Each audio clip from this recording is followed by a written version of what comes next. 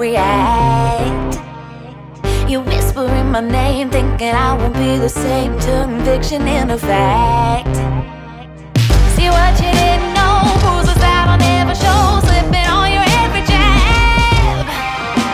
So tighten up your fist, step into the ring with this. I hope your mama's got your back. First round, you thought you would've knocked me down. Fifth round, bleeding out the side of your mouth. Final round, pulling the sound of my name in the crowd. You hit a bus. Oh, oh, oh, oh. You hit a bus. Oh, oh, oh, oh, oh, oh. Just 'cause I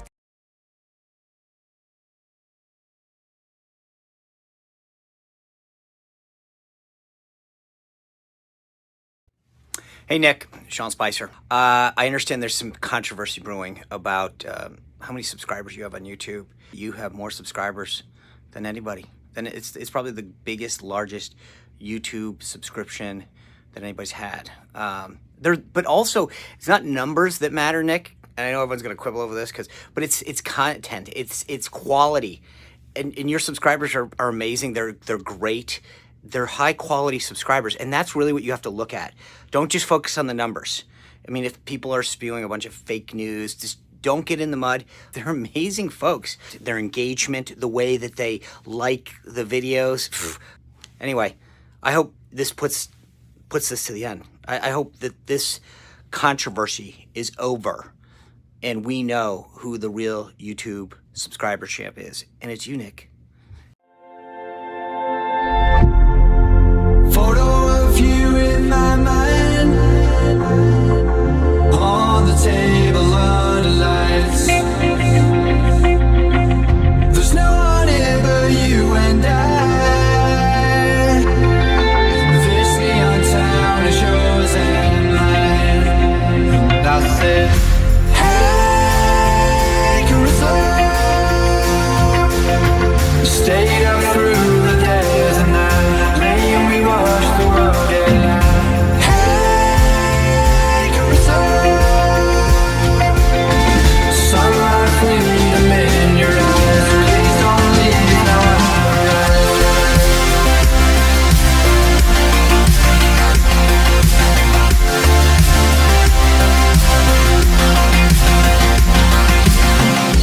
Hey, Caruso. Sunlight.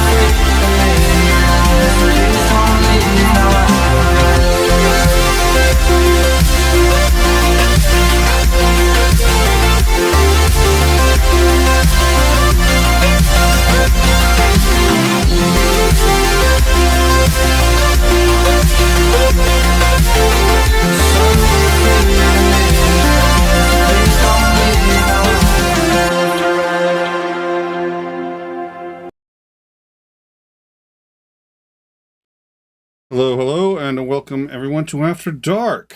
I dare say, looks like the sound's working this time, which is a friggin' miracle. I will have to convert. I want to get quickly, before I get into one thing I wanted to say, I just want to get a double check that the sound is working. And haven't opened up the room yet. Normally by this point, I've opened up the room. We got a few people coming in. These are still new. I'm thoroughly enjoying them. I think the audience is enjoying them too. So I plan to keep doing these every Friday night at 10 p.m. It's marvelous. Yeah, that Sean Spicer clip I can't. I'm happy for that one. I'm proud of that one. So, oh dear Lord. Yeah, I'm going to open it up in a second. Actually, I told a number of people, the usual suspects who have been here for the last few weeks, about this, so that hopefully they'll remember and come on in. But like I said, I haven't actually opened up the room yet, and I haven't sent anyone the link yet, although anyone who's been here before, you don't even need a link, really. You could just come on in. But I've been waiting, and here's why. Those of you who've been watching the show for a while, and I know that's not everyone, oh dear Lord, Titan, I have no idea what Titan, really? So those of you who've been watching the show for a while now, been sick, and it's actually unfortunately a bit more frequent than I'd like it to be. I have a history of upper respiratory infections. Sometimes they get rather serious. I tend to get pneumonia at least once a year, and the treatment never works on the first try, but we always get it under control. I did get COVID, and I've been struggling with long haul. It means I've been when I do get sick now, it tends to be even longer and harder, and we miss shows. It has an impact on the algorithm, which is, as you all know, critical to us, and makes everything harder, which seems desperately unfair. Even though, if we want to talk about fairness, I've really been dealt a pretty good hand. But the other thing that's been happening a lot is I've been having memory issues. The last couple of days, it almost completely went away, and my memory was almost back to what it used to be. Today, it's taken a few steps back. I've been trying to remember a conversation I had. I don't even remember if the conversation was yesterday or today. I don't remember with whom, but I remember just a segment of it, and it was an important segment, and I was going to write it down, and I said, no, I'll be cool. And now I'm back to where I am. So, but all of that aside, been doing the show for a while. We've been making changes, as you can see, and I think they're great changes. We're going to continue to make them reasonably slow pace, and the reason is because it's trying to do them as best we can. We don't want to do them right. But for all the work that I put into the show, and it's a lot, the reality is, what I do more than anything is kind of steer the direction. This show would not be where it is without the help of a lot of people, and I try to every now and then make sure I say that. I very rarely take any significant time aside to say that, and one of the reasons is I think the more times you say it, the less time people think you mean it. And so I think it's important to try not to say it too much. But I wanted to take this time to say that this show would not be a tenth of the quality, I think, if it wasn't for the work of a lot of people. And it's more of a community-run show. It certainly isn't a Nick-run show by that measure. I make a lot of decisions based on mostly what information other people give me.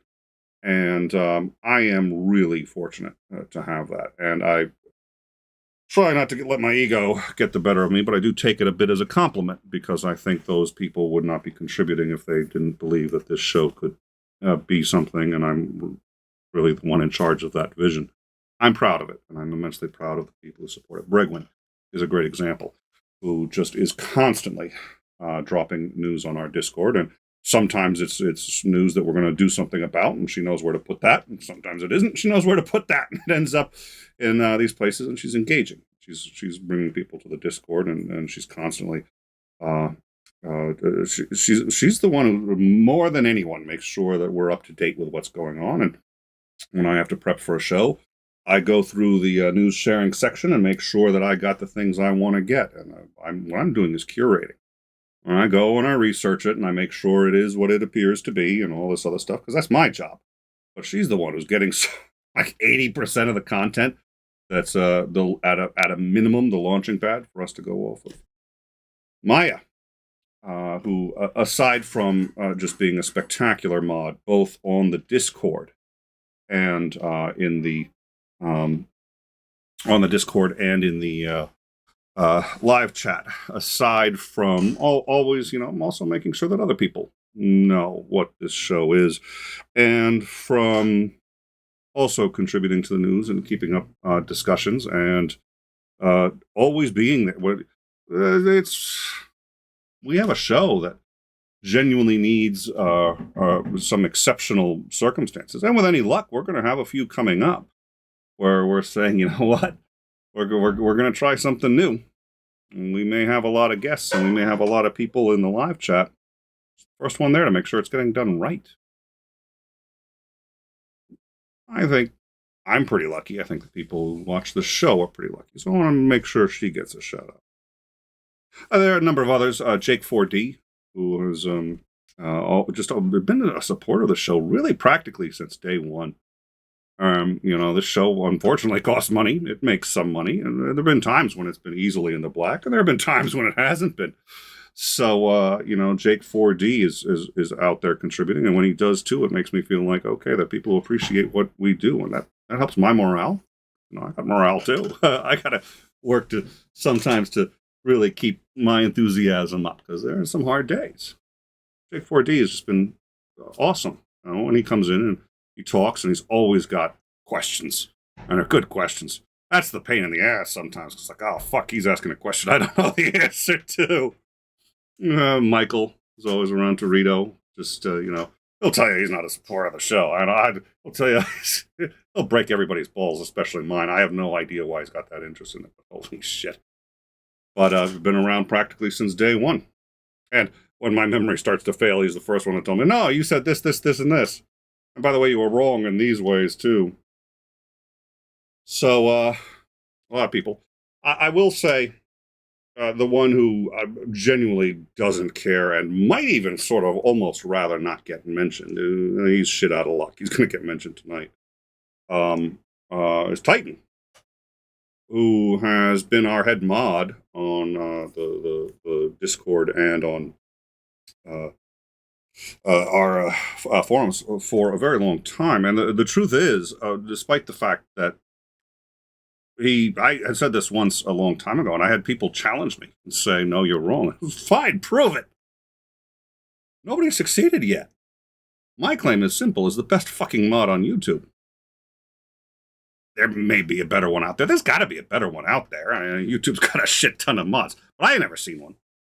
And I've looked. Mostly because I've been challenged. Slightly because if I find one, I'd love to go, hey, Titan, look at this superstar.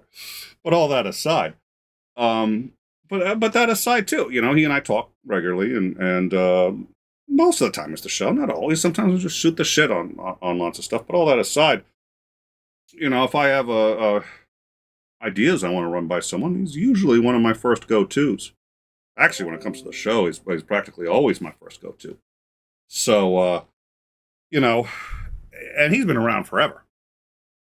I've been obviously around the longest. He's been around the second longest. And so I wanted to make sure, too, that he knew that I genuinely appreciate the time and effort he puts in. And I'm aware that it's probably one of the biggest compliments he could ever pay, because he can do anything he wants to with his time. And there are a lot of people that would like to have his support, and he gives it to them, which is good. But I'm lucky. So I know that, and I wanted to say thank you to all of them. I'm not going to say it too often, and again, that's because I think that takes a little out of the specialness of it. But if I forget to say it, that's a fucking problem. And it's also not right. So thank you to all of those people. Thank you to others. Sinister Porpoise is another one who's been very supportive of this show. We have others, Xandring, very supportive, and now guest hosts. But that guest hosting aside, he's been around. I try to sit there and figure out, if I were going to do this, how many people I'd really have to thank that have been around for a while, supportive. And it's going to be 8 to 10, which I'm blessed. So all that stuff aside, thank you all for indulging me a little bit in that. I don't think that... And the reality is, we've got a patron meeting coming up, and we missed a number of those, usually because I'm sick. And I'm going to enjoy it, and we have our mods and our supporters. It's not just patrons. If you are a subscriber on the YouTube channel, if you've been a subscriber regularly and, you know, you couldn't pay anymore, or you had to stop for whatever, also invited, and we keep those people on as supporters on the Discord so that they can get those links. Because, you know, my assumption is that you guys know what we're trying to do. You support it, so you do the best you can. So do I. And that's it. So Monday, we're going to have our first patron meeting that we've had in a while. And so I guess as I was thinking about the supporters of this channel, I figured I should mention a few who haven't been to those meetings, haven't been able to be to those meetings, or aren't necessarily even what those meetings are about. Let's set aside some time to make some time about that. Thank you all. I mean, so moving forward, for the rest of the people who are here to see a show tonight, you're going to have to, you guys are going to have to bear with me, because like I said, I didn't send the links out. I like to try to get that done beforehand, so we don't have dead air, and everyone's just like, ooh, let's watch as Nick intently sends out the links. No, you're going to be stuck with that tonight. So, but the other nice thing is, when I open the room, people have been there in the past, will get the notifications. So, you know, hopefully let's, let me just double check that one. Yeah, there it is, After Dark. Boom. So that's open. People can come in. For those of you who are thinking about coming in, our number is, we're not actually using the number right now, but the number, but what you can do is Skype us live at intimeshow.com. Just send us a video call or an audio call if you don't want to use your video, and we'll link you right into the show, and we'll get that going. I did tell a few people, reminded a number of people that the show was today, and so hopefully they'll come. Like I said, I haven't checked my Twitter because I've been sitting here ranting forever. We do have a little breaking news. I don't know. It's so 100 and let me just double check this number here. I want to get this right. I think it was 108. If I got the 108 right, my memory isn't quite as bad as I thought it was. 108. As of today, 108 days ago, the United States passed 600,000 deaths from COVID. 600,000. 100 days ago. 600,000. Today, we passed 700,000 deaths. 70% on our way to 1 million. I don't think the number matters. The number doesn't matter for, I forget whether it was Stalin or who it was who said, you know, killing one person is a tragedy. Killing 1 million is a statistic. That's what it is now for most people, is a statistic, which is unfortunate because I think the number does matter, but it doesn't because I don't think people hear it anymore, and I don't think it matters. Last I heard, and I'd love to get the full numbers on this, but it's been estimated that 90% of them would have been prevented with a mask mandate and social distancing. That's it. That's it. From day one. 90%. As a percentage of the population, it's not all that high. But if you want to save the economy, it seems to me like, gee, that's a lot of people out of the workforce. And it's a lot more than died on 9/11. I mean, you know, and what did we do as a response to 9/11? You know, and those guys have been trying to hit us for 10 years at least. All right, enough ranting. Let me see if I can get a couple other people in here. Oh, if I can't. So my advice to anybody listening, find somebody who wants to come in. Otherwise, I'm just going to keep talking. You guys can hear me talk anytime you want, and usually don't have much of a choice in the matter. So let's anyways, yeah, the I think we mentioned, no, I don't think we mentioned this, but there is now Merck, I think, has no, it's not Merck, but there is a pill that is now it's they're expecting, they've asked for, they will seek FDA emergency authorization. It's not a vaccine, but it's used to treat patients and has reduced the risk of hospitalization and the risk of death from COVID-19 by half. So it's not a vaccine, but it is a treatment, and it appears to be reasonably effective. So that's good. So let me go. Let's see. I can probably get a link. The thing is, I'm still not used to this Skype thing. The Skype is oh, yep, okay. Let's just there you go. I can get a link that way. Now, we're using Skype. One of the reasons I've been having sound difficulties recently is because we've actually been testing Microsoft Teams.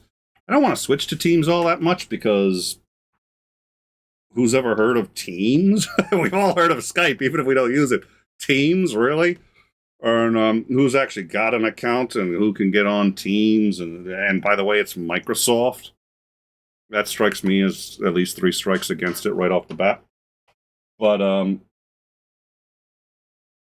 all right, and then all right, I'll send you the link there. You don't need to. So I'm sending out some links again. You don't need the link. You can just send do a video call straight to live at intimeshow.com, and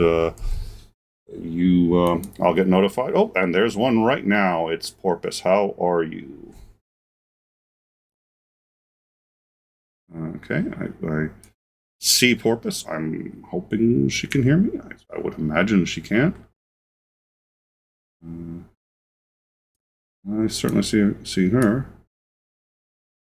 All right, the other thing I could do. All right, yeah, okay. Just got the mic. Oh, the sound is.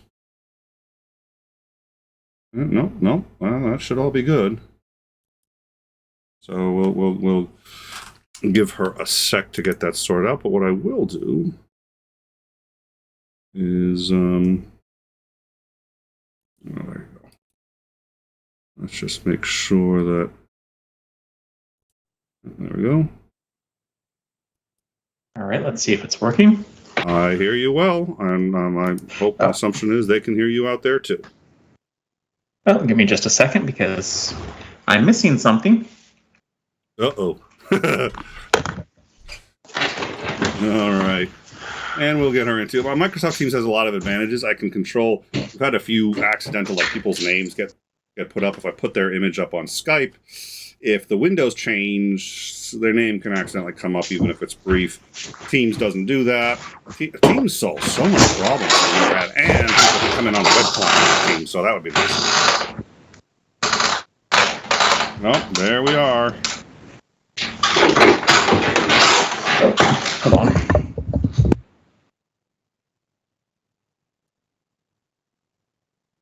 All right. We'll get that. No. Sorry. Well, I think she muted herself. That's going to be my. Isn't on my. I celebrate it when the problem's not on my end because that's genuinely so rare.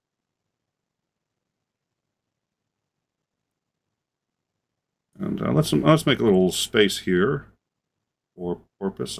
We've got to figure out. Hold on, I did mute myself by accident. Oh, yep, there you go. Okay, well, it happens. So let's try to be the wrong camera. So let's get you up in there. So what are you drinking?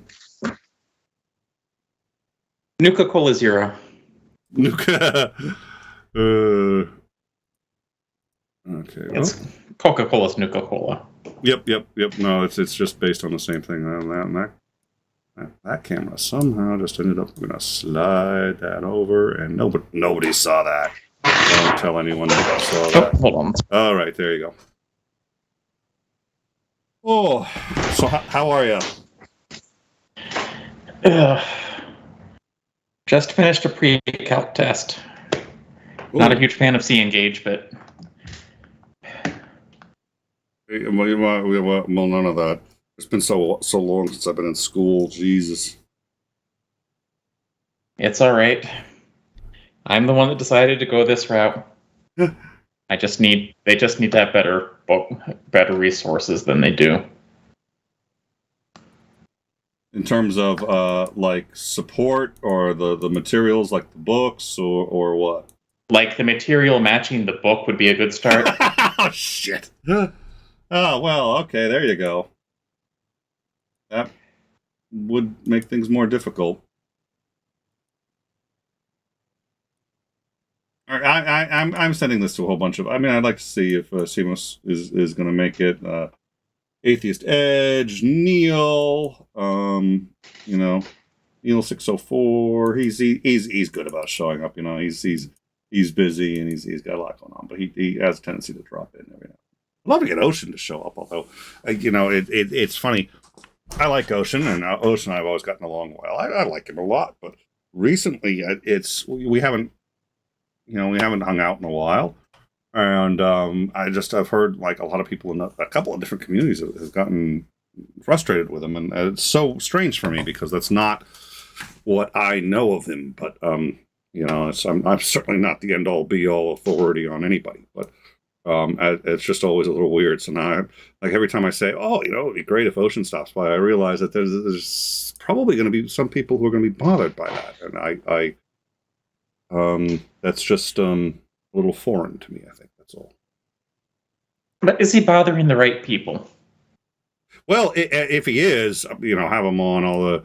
I mean, I know. So I remember when we had on Anthony Magnavasco, and I had said something about Ocean, and he was just like, "Okay, if Ocean's going to be there, I won't be." And I was just like, "That's a pretty powerful statement, actually. That's a real. That is, if you're a polite person, that's to a polite person, that's a go fuck you to hell kind of thing. I mean, that's a real. He is not pleased." And I said, "Oh, listen."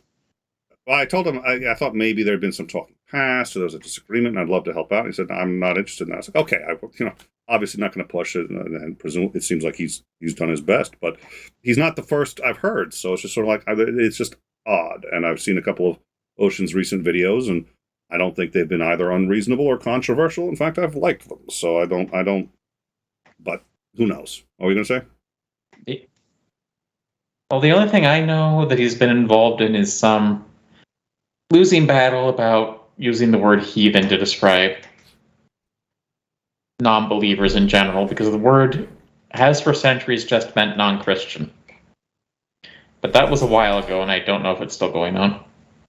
Well, and I actually invited him on. It was a while ago, and I invited him on to discuss it. But he was just like, "Yeah, he had basically it was already lost, and there was nothing that was going to be done about it." So he said, they need to come on." And yeah, I sort of found out about it and started engaging on it a little behind the curve. So I saw his video, and I liked his arguments. I thought he made some great arguments, and I thought he addressed what I would think are the counter arguments pretty well. I don't think it's such a huge issue that it's worth, people really getting angry with each other to the extent where they're not speaking to each other, and I don't know that many have. It seems like a few have, at least on the side of ACA. But he made some really good points and stuff that I thought was well worth considering. It sort of suggested so. I mean, for him, the biggie was there's no other word for heathens to use. To represent who and what they are, and that the word was adopted. Asatru? Maybe. Satruar? I think that's but I think that's a subset of heathens. I could be wrong. And for people who are looking for information on heathenry, would probably want to find that instead of finding an atheist talk show, and that made sense to me. And he also said, "Well, look, here's the thing, though. It's a clever name. Their name's a clever name, and they've had it for a while. And isn't there genuine incentive for them to keep it?" And he said, "Yeah, absolutely." So he was. Again, that was just my impression of what he seemed to be taking it reasonably fairly. But he acknowledged the point, and I think it's an important one, which is it has been used this way for a while, and it certainly can be. And I have a feeling you and I both have an issue with prescriptivists. Hey, if someone can change the definition of descriptivist to what prescriptivist now means, well, that's funny. He can win that argument. Well, that is funny because I've met. I can think of at least one situation where a prescriptivist redefined descriptivist to mean proscriptivist, and so went around saying I'm a descriptivist, even though they're a pro. It's an interesting way to win an argument. Yeah. It's just a lot of extra work because you have to get everyone to agree with you first. Oh, no, that's the whole point of being a prescriptivist, is you can tell them to agree with you. There's no other reason to be a prescriptivist. You define themselves as agreeing with you. Yeah. Yeah, you can't set the data in people's heads the way you can set a variable value. Oh, so you, that reminds me, I'd seen your thing, and I mean, part of me wants to talk about it, part of me doesn't. What thing? Is it just Maddox, the language, and I mean, there's so many faults with it. And it's like, I almost don't want to give airtime into such a bad argument. And the problem is one of the tactics that he uses, and we've seen this tactic before, is a couple of tactics. Darth does this, where Darth will say, "I'm going to ask you a question. You must answer either A or B."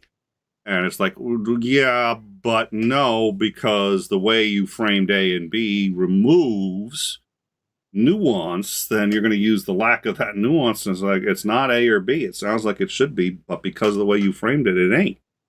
And, yeah. You're the one who introduced me to logical plausible, whatever the guy's name is. Yeah, whatever. The guy yeah, who seemed... yeah, I did. And I have a feeling one of these days in the near future, you're going to be sitting there going, Nick, we're not friends anymore. Because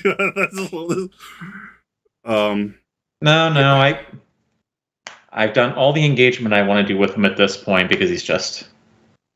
So you did chat with him briefly? You sort of suggested that, and I wasn't aware. Yeah, I went to his channel just to say it's like, hey, this is a...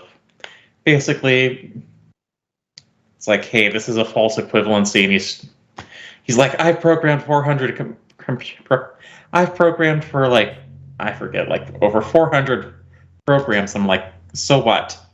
Yeah, well, and he was giving me a similar argument, and I did so because I've been having the memory problems. I've been having some cognitive deficits. Part of me, one of the reasons I went on to that channel was because I wanted to engage. I want to start engaging a bit more. I don't know if I'm going to go back to debates. I think the right debate I'd do it, but it's also an issue of finding a platform. But I wanted to. I want to try to just sort of stimulate and get used to thinking as quickly and using the recall I need to be able to have those engagements under those sets of circumstances. And that was you're outnumbered 4-1 when you're on his channel. But it's also you risk embarrassment because you're sitting there going like my mind is just not working the way it should. But yeah, I at some point a couple days ago I was feeling like I could easily go back and because the issue for me is something actually far larger. But I may or may not. It depends. I have no illusions on what's going on there. But I appreciate being able to engage. Let's not make this too educational, but someone pointed out an excellent point that he was getting wrong about DNA computing. You don't use the DNA as the computer, you use it as the memory. Yes. Well, there's a lot, and he keeps saying, "Well, I've done this and I've done that." And I was just like, and then what have you done? And I was just like, what I have or haven't is irrelevant, and I don't need to debunk whether or not. I'm not going to make whether or not having written 400 computer programs qualifies you to make this kind of... I can tell you, having written more than that, by the way, it doesn't. I've written more than that. I really have. If you start with Hello World, I've probably written several thousand easily. I've written tens of thousands, quite frankly. But what does that qualify me for? It means I know how to write computer programs. It doesn't mean I know whether it's a... Yeah. Oh, dear Lord, he was just great. Just like the A+, Security Plus, and Linux Plus means I can pass those exams. Yep. Well, and you know what? If he's got it right, then why are there no other computer scientists who are coming out and saying this? Or if there are, I haven't seen any. There's probably someone somewhere who's already a theist. But you're not seeing anybody looking at this who wasn't a theist already saying, oh my God, it means X, Y, Z. Or even the most theists, computer scientists, aren't coming out there saying, oh, this proves God, just because he thinks it proves God. Oh. Well, because most computer scientists are not geneticists, and they understand that code is not being used in the same way. That code is just basically being used by geneticists as a shorthand, not as... All right, Well, let's not make this too boring, but I think his main idea is he thinks the Turing machine can somehow pass the Turing test, which is not what that means. Yeah, that's not what that means. I lament. I wonder. I haven't ever been really good at marketing or anything associated with that, but I think about just a little skill and expertise in marketing and how you frame things in language is really important. And when I think of some of the worst catastrophes we've had in terms of getting good, positive things done, it's been something like that. So if you take a look at that, because somebody said it was code, now everybody is stuck on what that means. Well, then there must be a coder. It's like, that's not what it meant. Not what it meant. When global climate change was first really realized as an issue, they were aware that there was global cooling. They were also aware that there was global warming. They didn't know which one was going to outpace the other, but they knew that there were two different factors two different systems, and that they were each having an impact, and one was probably turning out to be stronger. Eventually, it was global warming. But now, because global warming, well, hey, where I live, it's getting colder, so obviously global warming is fake. So if they had just said global climate change from day one, would have worked. If Obama had said Medicare for all from day one, I think he'd have gotten further faster. He had just said Medicare for all. It's easier, people get it, and it's more. And it's that kind of. And there's something about me that feels like it's disingenuous to change terms like that, but it's not, because it's just as accurate. But somehow you frame it that way, and all of a sudden people get it.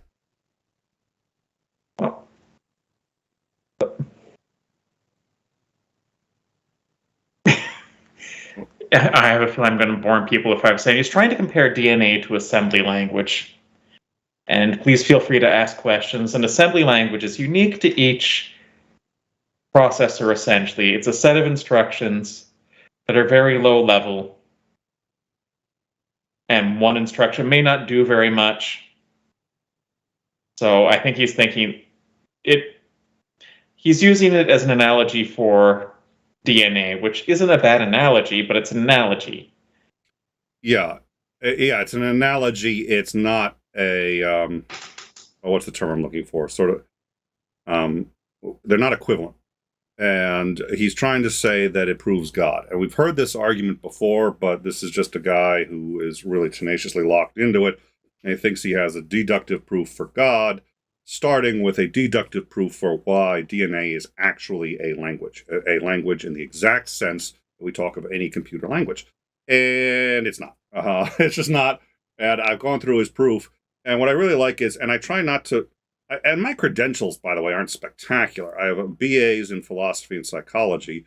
I wrote a reasonably successful book on economics that was grounded on really Ayn Rand and philosophy and some objectivism, and I've worked in philosophy since then on occasion, but that's what it is. But that's easily enough to at least understand what a fallacy is, what the fallacies are, the basic fallacies, understand when I see a good argument, when I don't, and I like to think I understand more, but at a minimum I can defend that my education is enough to say I can do that.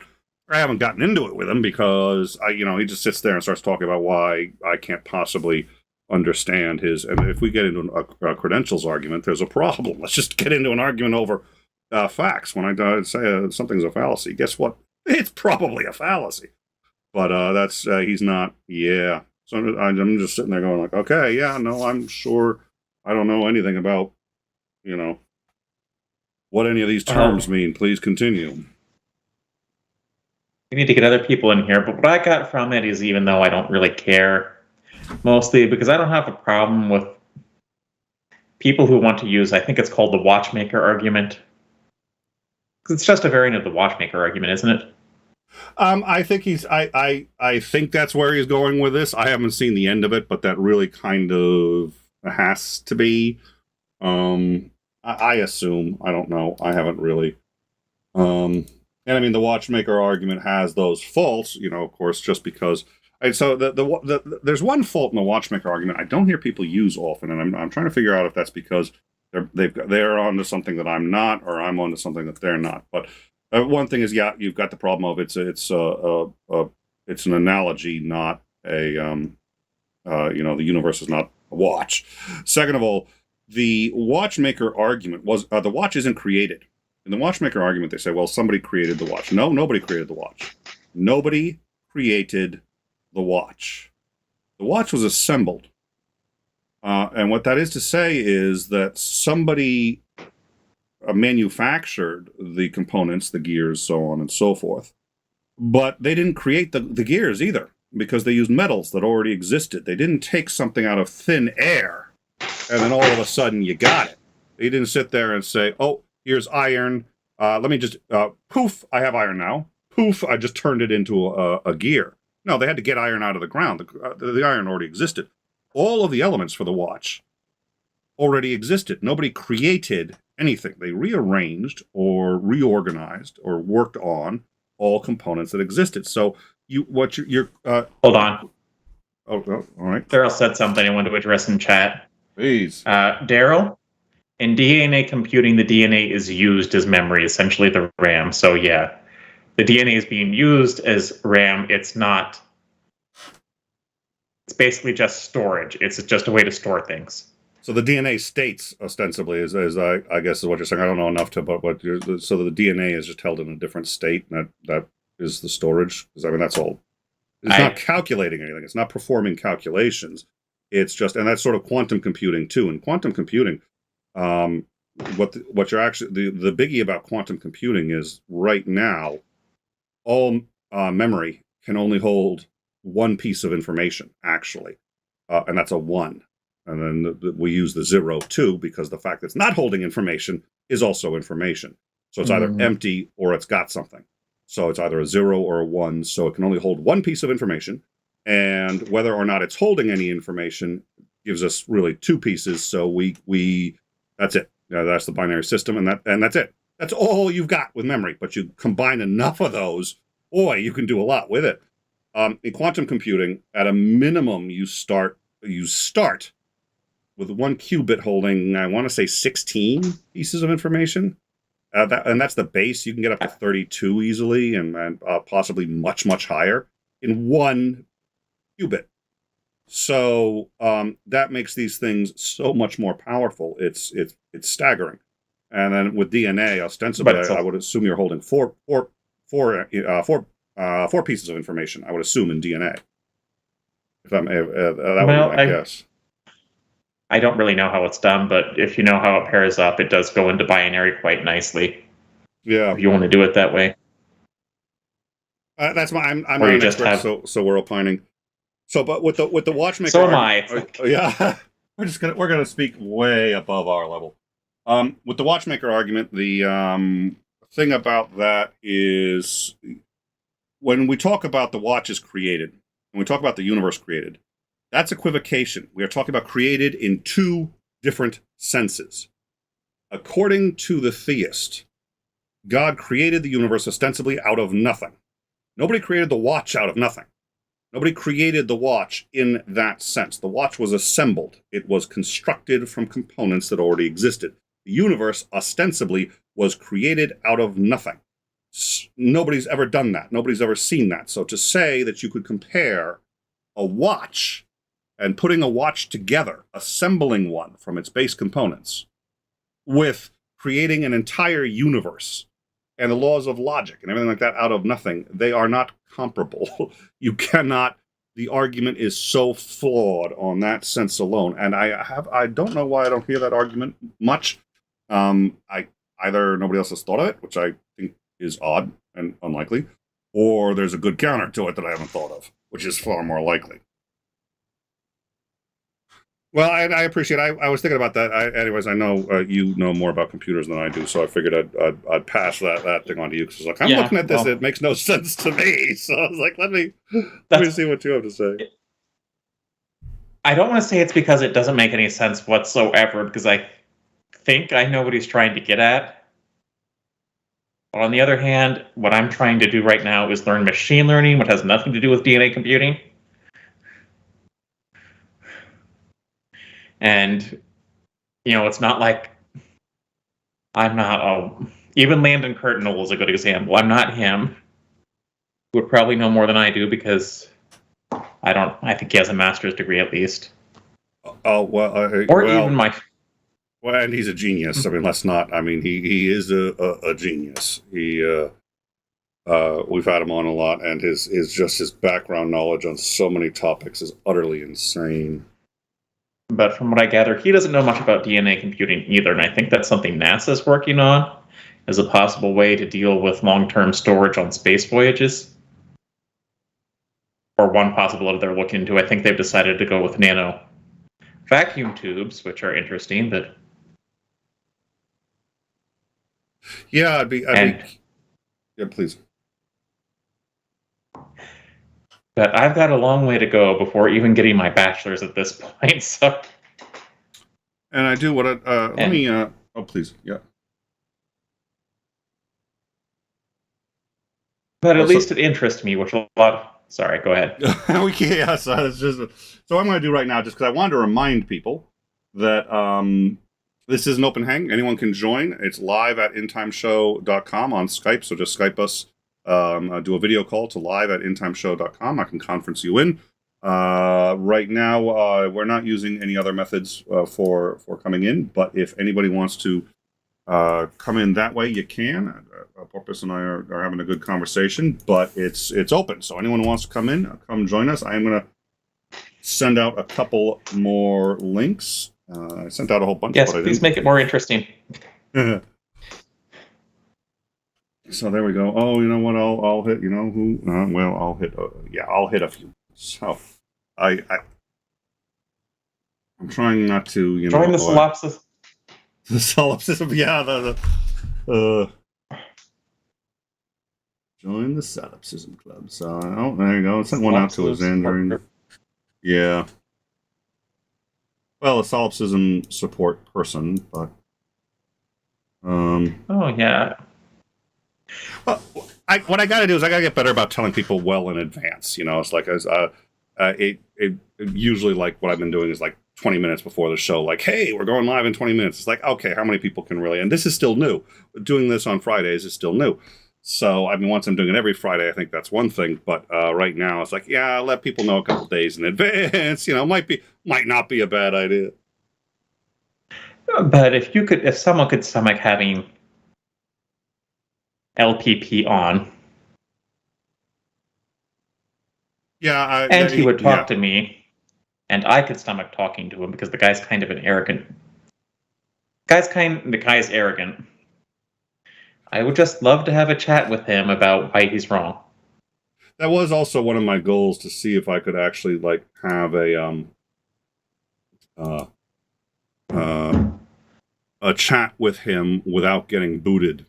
And the other thing is, like I mentioned at the top of the show, I've been sick and I've been in pain, and as my pain level goes up, my patience level drops dramatically. And I got to tell you, I was really unsympathetic to people who had made those claims in the past. I'd had people who'd lose their temper and fly off the handle. Like, I'm sorry, I'm in a lot of pain, and that's why I was like, dude, you know what? Life is pain. We all have pain. Get the fuck over it. You know, get a hold of yourself. And now I'm sitting there going like, boy, does it have an impact. It just because you're in pain doesn't mean you're going to be an asshole, and doesn't mean that, but it makes it harder to maintain civility in general. Most people who say that haven't even experienced a kidney stone, if you have. I have not. I injured a knee in Taekwondo pretty badly quite some time ago, and I was in chronic pain on my knees for years. And what had happened was the knee separated at the joint because of it's the hypermobility. So it was before I knew I was hypermobile. The joints didn't have enough to hold the tendons didn't have enough strength to hold the joints together. The knee separated. The muscles, as soon as they got injured, just tightened up really hard, yanked the knee back in, and that damaged all the cartilage. So I ended up having bad cartilage, bad tendon injury, and muscle injury all combined into one.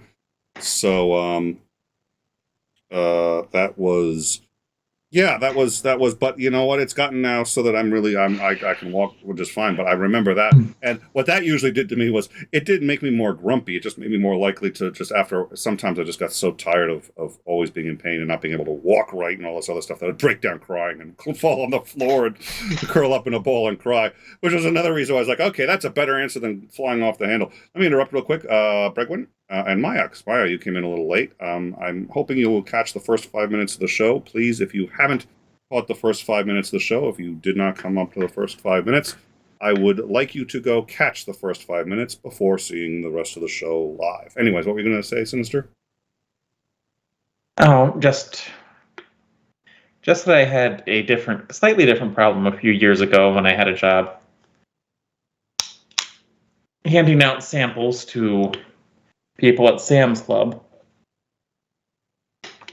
where I would lock my knees for hours, and what had happened is the muscles had tightened up really above it as a result, to the point where it was just really painful. Like, hard to describe now. It's just like constant screaming pain, like for months. I never had that, but I'll lock a joint, and I have to actively concentrate to not lock a joint. I'll lock a joint. Usually it'll be an elbow or something like that. And then either the muscles will tighten up, and if the muscles tighten up, because you have to get some space in order to unlock it, I won't be able to unlock the joint.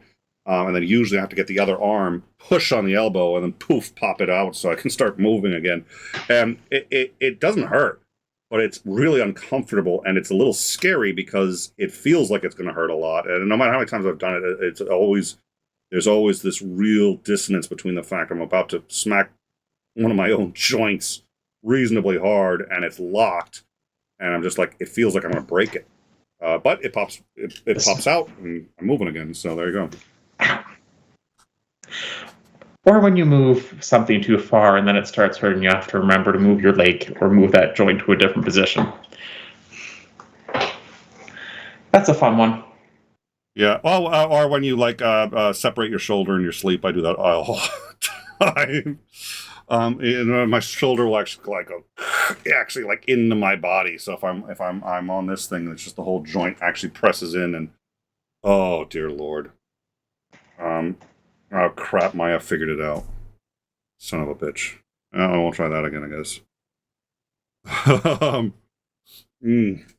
Yeah, I wanted. I'll talk about you to your face. Well, no. So yeah, well, it's not just talking about. It's just like, listen, I was gonna say some shit and violate, but I'm on my other account, so she can actually ban me because it's like my name account isn't modded on this. So it's like, if I want to start talking smack, I gotta find a way to get rid of the mods. Oh dear Lord. So you had asked about this. I do like the dolphin. You know what? I think I'm a little hesitant, resistant to change. So it was just sort of like you had asked which one people like more. And I was just, you know what? That's going to take some thinking. I really do like that dolphin. I like that dolphin. It was a graphics designer's work, and I asked it to look like a heavy metal band. It kind of looks more like a ska punk band, and I don't want to. I'm actually pretty happy with the way that turned out. I could. Maybe I should take the little pentagram out of it, though. But actually, I think that's a good idea. Yeah. Well, I think it disrupts the flow a touch, and I think it sends an extra message that may be true. But you know what? Just no, it works too. You know what? You do you. I like it though. Oh dear Lord. So, well, I'm kind of tempted. I'm kind of tempted to not. Oh dear Lord. I swore I was going to keep this under the vest. I swore I wasn't going to tell anyone. I wasn't even going to tell Titan. He's right now the only other one who knows. He and my wife. My wife knows. And it's by far, it's a long shot. It's a real long shot. Because I don't want to keep it so, but at any rate,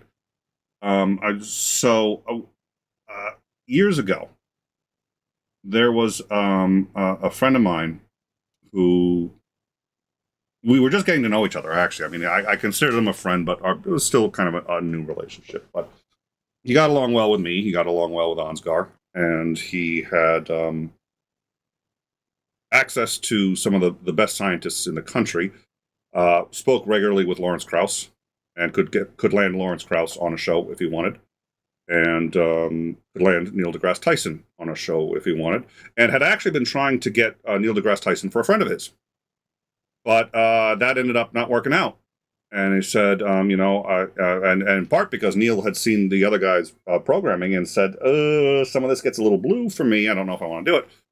So the guy said, would you guys like to have Neil deGrasse Tyson on? And I was like, yes. That's a yes. And I said, okay, we'll do it. And we started prepping, and that prep actually was going to take a lot of work because it was. We also had some rather blue content, and we're like, you know what, we got to clean up our act a bit, and it won't be a problem. We'll get him on. Anyways, unfortunately, the guy passed away, and so after that, there was part of me that said, oh, well, his son knew that we were going to be doing this, and he was talking with Neil deGrasse Tyson, so reach out. But I didn't want to do that because, I like the guy, and the guy was more to me than any interview. So, but it's been years now. It's actually been a couple years, and I was looking at old opportunities that we didn't follow up on that I'd like to, and that one's been around. And I said, okay, look, if I don't want to do it, I don't have to do it. I shouldn't do it if I don't want to. But it was something that we had started, and there was the offer to have him on. It's been years. He may not want to come on. He may not even remember. I don't know. But I certainly didn't want to. I felt if I was ever going to do it, now was the time. So I reached out to Neil deGrasse Tyson, told him, hey, look, you may or may not remember me. We had been talking about this, and it was a long time ago, and I know that a lot's changed, but we'd still like to have you on. This guy thought that this show would be a good match. Why don't you come on? We'd love to have you. If you think you can do it, we would love to have you come on. So reached out to him, and we will see. That was yesterday. So I'm probably not going to hear back from a couple weeks. May not hear back at all. But that and a couple other ones. There's a few others that we've had where we just like, long shots maybe, but we've had opportunities we haven't followed up on. So that's what I've been doing most of the last couple of weeks, aside from more rearranging the office. You look at all the last shows, you see bins and crates and Amazon boxes and all that stuff in the background because I've been resorting this. I'm going to move the broadcasting computer. My broadcasting computer is under the desk with a blanket on top of it, believe it or not. And it's tough to get that blanket on there so it covers the fans but doesn't block the airflow, but it's done. But you have to do it, otherwise the mic picks up the thing. So I'm going to move all that over to the other side, run cabling, get all this up. That's what I've been up to. So anyways, we'll see about Neil deGrasse Tyson, but we have a couple debates we've been working on too, and I'm cautiously optimistic that we're going to get both of them. So that's what I've been doing. That and keeping up with my kids. Oh, dear Lord, they're crazy. I had the shock of a lifetime. This morning, my alarm didn't go off. So I wake up, and I feel a little more rested than usual. I was just like, oh, that's odd. But, it's like, I'd really like to go back to bed and just wait until my alarm goes off. And I just checked the clock, and I was like, oh, it's 7:10. I was just like, okay, well, why don't I sleep wait a minute. I was supposed to be up more than half an hour ago. So I dive out of bed, go downstairs, because the girls have to hit the bus in 2 minutes. And I'm realizing, okay, I'm going to have to drive them to school, which is just going to fuck up my day. But, it is what it is. I'm the one who screwed up the alarm. I get down there, and they're both ready. They've had breakfast. They did it all themselves. I wasn't there for any of it. And they're like, oh, hey, Daddy. I was just like, are you guys ready? Yeah. The bus is going to be here in 2 minutes, Daddy. Of course we're ready. Just like, as if I'm the idiot for suspecting that they couldn't do this. When every single day it's a fight. It's a fight every day to get them to do any of it. There they were, and then they headed out the door, caught the bus, and I was just like, damn. That was. Well, one of the interesting side effects of COVID is, the non-labor shortage that companies really aren't addressing properly. The non-labor Someone shortage. pointed out there's not a shortage of labor, there's a shortage of willingness to pay high enough wages. Oh, yes. Oh, It's yeah. causing a shortage of labor. Well, causing the appearance of this shortage of labor. Okay. Oh, wow. We're going to use the proper terms. Yeah, but there's a shortage of people who are willing to work at the prices. Yeah, that's correct. At the prices people are willing to pay. Yeah. Yep. It's big.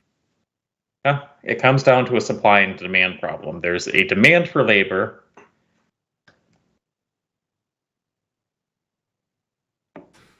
Well, and let's be clear. Cheap labor in Mexico and China is hurting us. It's absolutely hurting us. But it's also helping us. Yeah, and that's the part of the equation. I mean, people only see the negatives of it. It's helping us, and it's helping us in some unexpected ways too. Our number 2 export. I assume you know what our number 1 export is.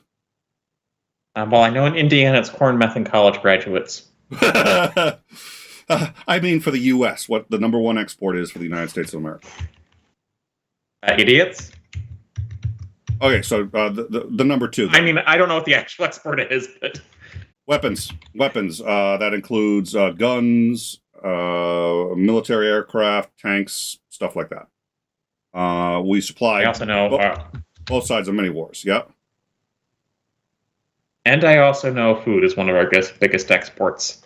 It's a big one. Our first is weapons. The second is culture, and by culture I mean anything related to music, movies, stuff like that. Our movies are more popular in many cases overseas than they are even here. This includes the Avengers movies and all this other stuff, because none of them have studios that are capable of producing the same kind of quality that we do. So it's just insane how much we send out that way. But the other thing that we produce that's not a tangible good, that's an export, is in fact our culture. And this is important because free trade with China, free trade with Mexico, hurts people, because now they have to compete with countries that don't have regulations that keep their people. Here's where I can't even remember the words. Right? They don't have the proper regulations to protect their own people and protect their workers. There's all these, and because they take all these shortcuts, they can get away with things that we can't. So their labor is a lot lower. How do you stop that? How do you protect from that? If you want to help those people, how do you help them? Well, there are a number of ways to do it. Some people say, well, we should close the sweatshops, or we should do this or that. But if you close the sweatshops, all you're doing is making it so people who are already starving to death now can't even get a job at 16 cents an hour. That's really not helping. The way to help is to send more money their way. But don't just send them the money. Let them get the money by making products for us, because what happens then is the demand goes up. If the demand for that goes up, the demand for workers goes up. If the demand for workers goes up, now workers have a way to negotiate for better prices, bathroom breaks, and all of these other things. So free trade with China not only gets us a lot of products cheaper, but also increases our ability to influence them, increases our ability to show them what another country looks like. A lot of members of the Chinese government don't want to have free trade with the U.S. because, yeah, they want our products, but A, they'd rather steal them when they can, and B, they don't want to give their youth any ideas because our products are filled with a shit ton of stuff. Most of it they have to censor, but the reality is stuff gets by the censors and they know it. So you want to help China. You want to help overthrow the dictatorial regime in China. But free trade, easiest way to do it. I don't want to overthrow. You don't want to. I don't really want to over. I'm gonna say I don't want to personally. I'm not saying we're going to put you in camouflage and send you over there with a rifle, right? You realize I'm not saying that. I'm just saying we don't need to overthrow it. We just need gradual change. Well, to be more accurate, then, if you want it to be overthrown, if you want it to end in one way or another, the easiest way to do it has to be done by its own people, and its own people are only going to do that if they see examples that are better that they want to have. Free trade is the biggest step towards that. Free trade is also the biggest step towards ending wars. The reason is because nobody's going to fight a war if you have to destroy your own economy to do it. And free trade makes it so that our economies are so intertwined. Yep. There's also something else that, it's like the Red Dawn paranoid brigade in this country doesn't really get, I don't think. Mm-hmm. And that is, China does depend on our food supply. And not just China, because we're essentially the breadbasket of the world. It's like, if China wanted to start a nuclear war, why would they nuke the Midwest and irradiate their food supply? I was about to say, I can think of a few reasons. I deal with way too many more paranoid people around here, so... I was going to say, I can think of a few reasons to nuke the Midwest, but, yeah, okay. Not its food supply. Not the food, okay. Well, and... reality is, China. I forget who it was in China. What his name was, but he took a side. Oh my God! It wasn't Paulson. But during the it wasn't Paulson. It wasn't Brzezinski. Greenspan. They took aside one of the major players in the U.S. economy. And during the financial collapse in 2007, 2008, pointed out to them that Russia had options to call in U.S. debt where they had invested in the United States.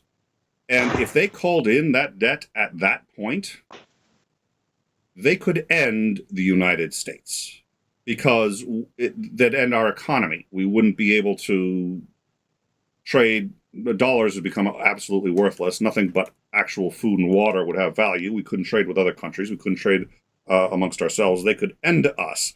And it was requested by the Russian government that they do that. The Russians called up the Chinese and said, hey, you want to knock out the U.S. as a superpower, call in their debt, call it in now.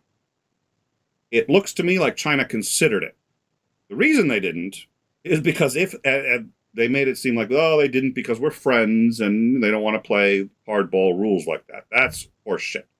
The reason they didn't is because if they called in the debt, they wouldn't get any of the money back. Because if we go completely bankrupt, if the United States becomes insolvent, and if, in fact, there is no United States afterwards, there's no debt, there's no money to get back. They lose all their investment. We were protected by the fact that they had put in this money that they did not want to lose and couldn't afford to lose. And that is the only thing that protected us from them doing it. Yeah. There are also a lot of rich people in China who are making their money trading with the U.S. It's like, yeah. The U.S. is China's biggest trading partner. But that's kind of the point. Oh, hold on. That's kind of the point, though, is that as long as they're trading, they don't want to hurt us. They don't want to have a war. They don't want to wipe out this country. So one of the safest things we can do, we get so much more return on our investment by free trade than we do by building a military base in Germany. I understand the point. I understand why we put it there. But free trade with Germany does more to secure our futures than putting a military base there. It just does. On practically every front by every measure. Hold on, I'm going to get into the Discord real quick. For those of you who haven't joined our Discord, if you want to join our Discord, that link should be there. And then let me... where'd that go? Oh, I'm getting confused even by Discord now. Where is the sand ring? I don't know. How can I tell him if he is? How can I tell him he's wrong? He's not here. I know, right? I'm even forgetting what I wanted to tell him he was wrong about.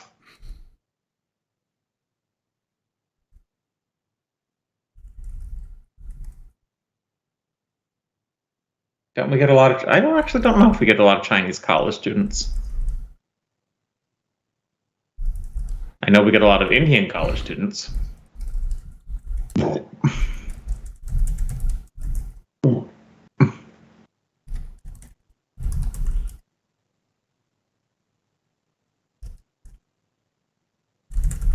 I'm not sure a lot of people are coming to U.S. universities as much as they used to, especially since our education's been declining. All right, I'm going to see if I can get oh, Marianne is always interesting, and if she would like to join, we'll see if I can get her in. I sort of pinged the Discord there, so I want to see if I don't know. Do you remember Marianne? She she did the Mr. Rogers episode, and the which I think both of us were. I like that. I like that one a lot, but I think we were both off our game. I didn't have a whole bunch of the materials I was supposed to have, I was actually really stunned by how important it turned out Mr. Rogers actually was as a human being, and that was shocking. She did that in the Christian atheism and the post-theism. Okay, sent her a link. So did you do? Was she the one you had for the post-truth world? No, post-truth was. Oh dear Lord, who was post-truth? That couldn't have been Vox. It may have been Vox. I don't remember.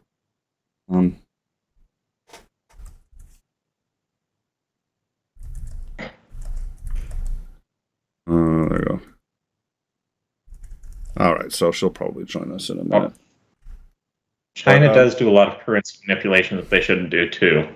Oh, China fucks with us in so many ways. And here was the thing that pissed me off. The TPP was not a trade deal. It was not a trade deal. It was not a trade deal. And when I say it was not a trade deal, what I mean by that is it was not a trade deal.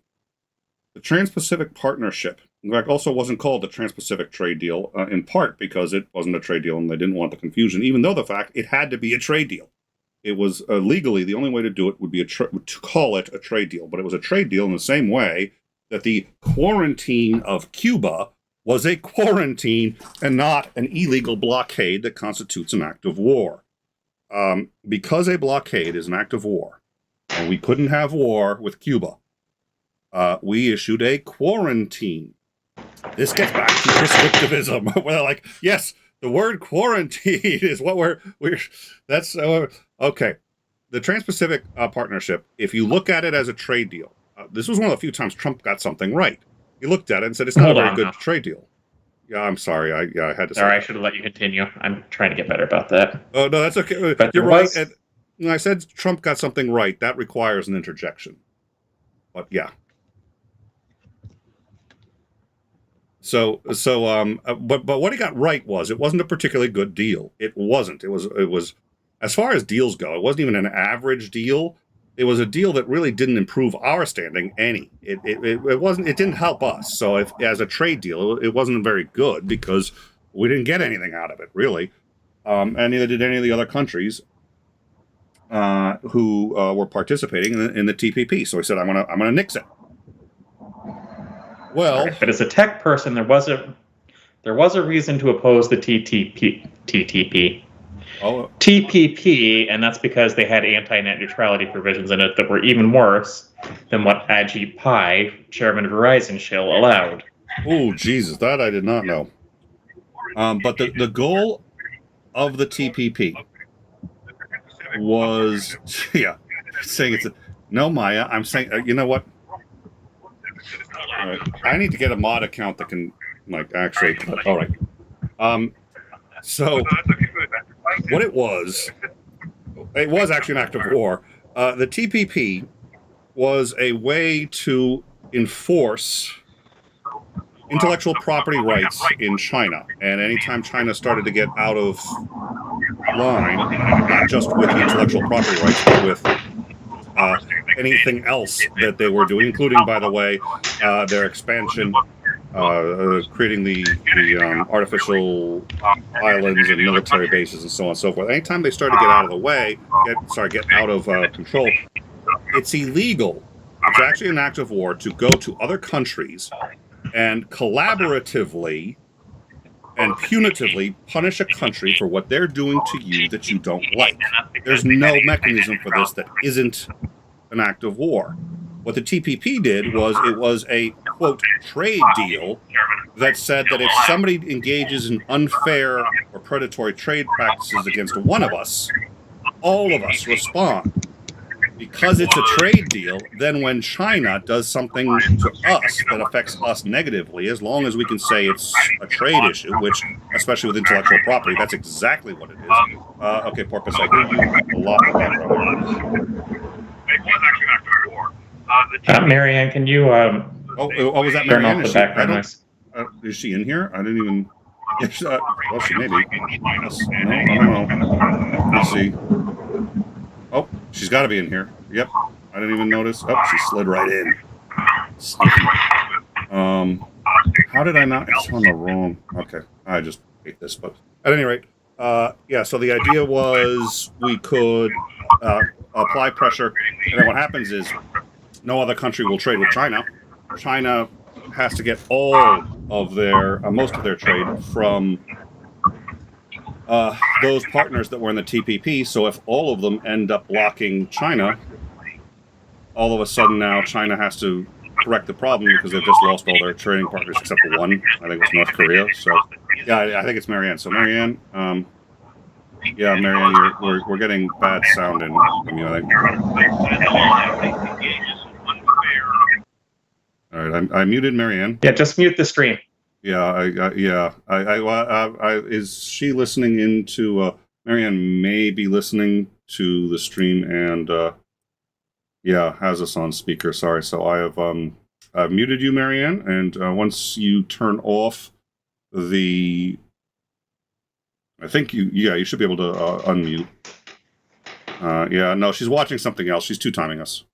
It's like she's here with us, but she's watching another show.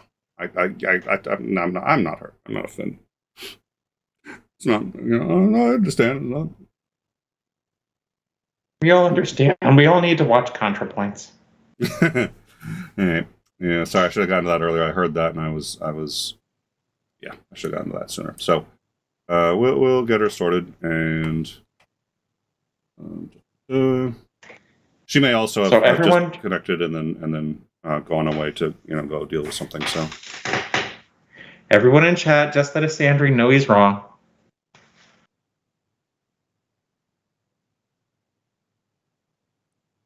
Yeah, I think we should. No, I think what we should do is we could have an Isandering is Wrong day where we celebrate the wrongness that is Isandering. All right, perfect. Okay, she's in the chat and she's cool. I should say what I think he's wrong about, though. Oh, you shouldn't. You said. I should say what I think he's wrong about, though. What do you think he's wrong about?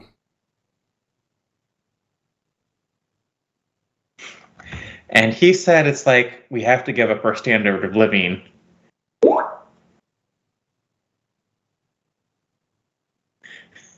All right, sorry, I was distracted by something. Give up our standard of living if we want to lower the debt. It's like, no, that's not the only thing we can do. There is another thing we can do.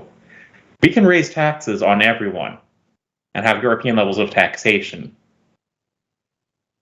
Well, we can do that now. We can't do that if we don't deal with the problem reasonably soon because it's growing fast.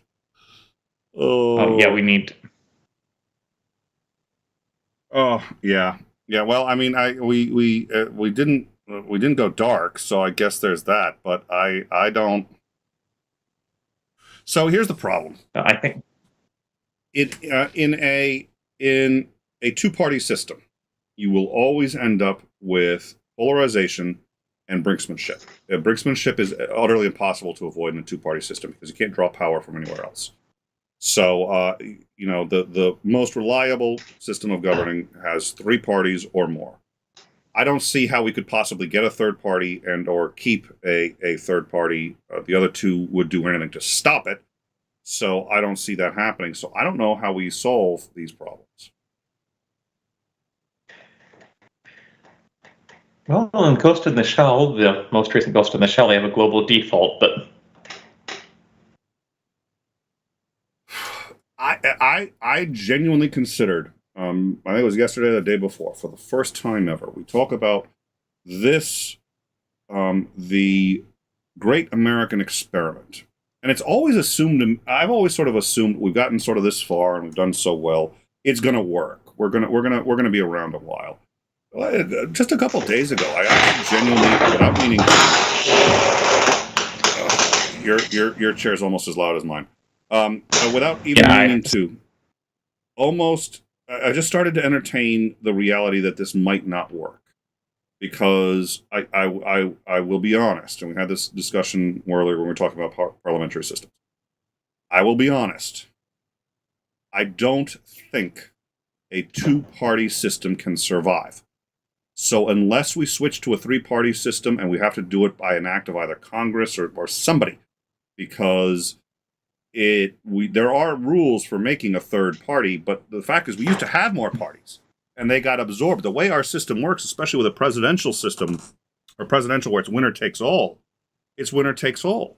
So the parties consolidate for more power. So unless we can change it in such a way that we can keep multiple parties and sustain that, I think brinksmanship is the only possible outcome. And the problem is, you play brinksmanship long enough, somebody's going to push it over the edge. You can't. I don't know. Yeah, we have to bring down the defense budget. We absolutely, and it is. Let me check, because we keep bringing that up. I believe that the defense budget the last time I checked, and it's from a couple of years ago, the U.S. defense budget is equal to or in excess of the defense budget of every other country on the planet combined. So I know we played that thing with Jeff Bridges, and he said the other 26, and yada, yada, yada, and it changes depending on. But last I heard, it was all of them. Is Marianne having problems with her mic? Marianne's just a troublemaker, and I have no idea why. She's Canadian, first of all, so right off the bat, that you gotta be. She doesn't pronounce the letter U in like half the words, and there's just something shifty about that. So. Well, no, I mean. Yeah, we're getting feedback. Yeah, Skype settings are kind of weird. Yeah, that's not me. But what we can do is we can keep making fun of her, and one of two things will happen. She'll fix it and then come on, and then I will be in really big trouble because she does know me. And I'm sorry, what? Wasn't trying to make fun of her. I'm trying to say set your Skype settings, which are where are they? I always have a hard time finding them. Yeah. You guys can hear me? You're getting a bad echo when you talk. Yes, we can hear you multiple times. Yes, we can hear many yous. You've showed up with an audio army. Audio and video settings, and make sure you go to the microphone and headset you want to use, rather than use default. Yeah, that's a really good advice. And you can text. We do have a text channel on the Skype, so you can text if you want to have advice. I had to mute you because you were talking. We heard you, but then there was an echo, and then feedback from that. So it actually sounds like you have a. No, you know what it was? I think it was your mic can hear your speakers. So you said, "Can you hear me?" And then the speakers picked it up. I mean, the mic picked it up when it came out your speakers. So you need either a headset or. Wait a minute. Why am I helping her get on the stream? Because she's going to kick my ass. She's one of the few people I'm genuinely scared of, which is hilarious because she's like, she loves everybody and she's kind and all that. She scares the shit out of me.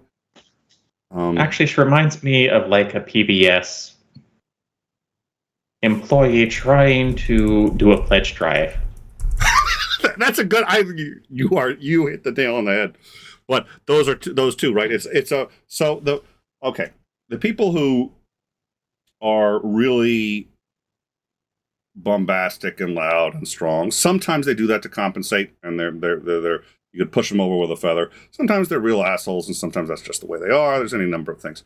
What I've noticed is the quiet ones and the nice ones are always the ones that they have a much higher threshold before they lose it. But once they lose it, watch the fuck out because they don't. That's been my experience. It's the nice ones that are. Yeah. Speaking of shortages, COVID has caused two interesting ones, one with substitute teachers and another with bus drivers. Tell me. And I know one local school district here just raised the rates for both of them, not very much, which isn't going to help much. But the more interesting thing, I think, is some school, and I think it was in Massachusetts, and I don't know if this is a real story or not, used a party bus that had a stripper pole to get kids to school one day. Oh, really? Would you mind telling me which district? I don't know which one. And as far as I know, it could just be a story that just got spread that's false, so. I hadn't heard it, but my daughter... I would Snopes.com it. Yeah, what I'm trying to do is I'm actually trying to look at the budgets, and I had a go-to on this, but I haven't gone over the U.S. Military budget in a while. I know everybody's always gone through it. But, let's see. Wow, this is Well, every guys, sorry to interrupt, but just before you go on, is all the crazy echo gone? Yes. It is. You sound crystal clear. And I'm assuming this is sinister porpoise due to it's not looking very sinister, but I'm seeing a very cool porpoise. Yes? Have you seen Have I seen what? I'm out of the way. You can see. Yeah, no, I see it. And your gorgeous hat. I'm loving the hat. Oh, you need to see the cigarette holder, the harmonica of disappointment, the whole... I love the whole... The harmonica of disappointment. Yeah. That is awesome. She's never done any of that here, but it's spectacular. It's I love it. It sounds. I need to buy a new cigarette holder. Yeah, it was. Internet dramas are easy to get into, and there's no need for you to know this person at all. He's not worth watching. Ouch. But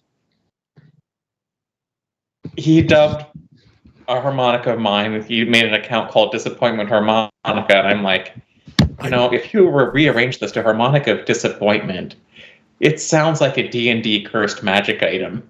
Absolutely. It's awesome.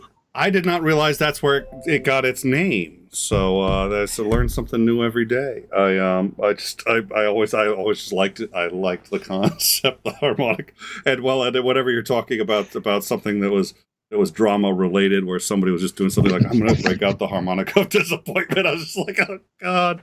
To me, that's just the ultimate condemnation.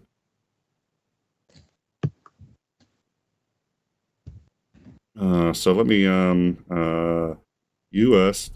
But yeah, it's like if I were continuing, I was trying to find a way to sell like Honer the Blues Band harmonicas. Like you can have your own harmonica of disappointment.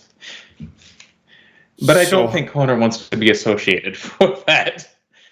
You know what that's reminding me of? God, it was an episode on Angel, the spinoff from Buffy, I think, where Joss Whedon, who is now just about a person not to be mentioned, was in costume, unrecognizable, but was supposed to he was always dancing in the background. And there was a family super disappointed with their son. And so they'd say to him, when the son would show up, do the dance of disappointment, do the dance of shame. And he'd be in the background doing the dance of shame.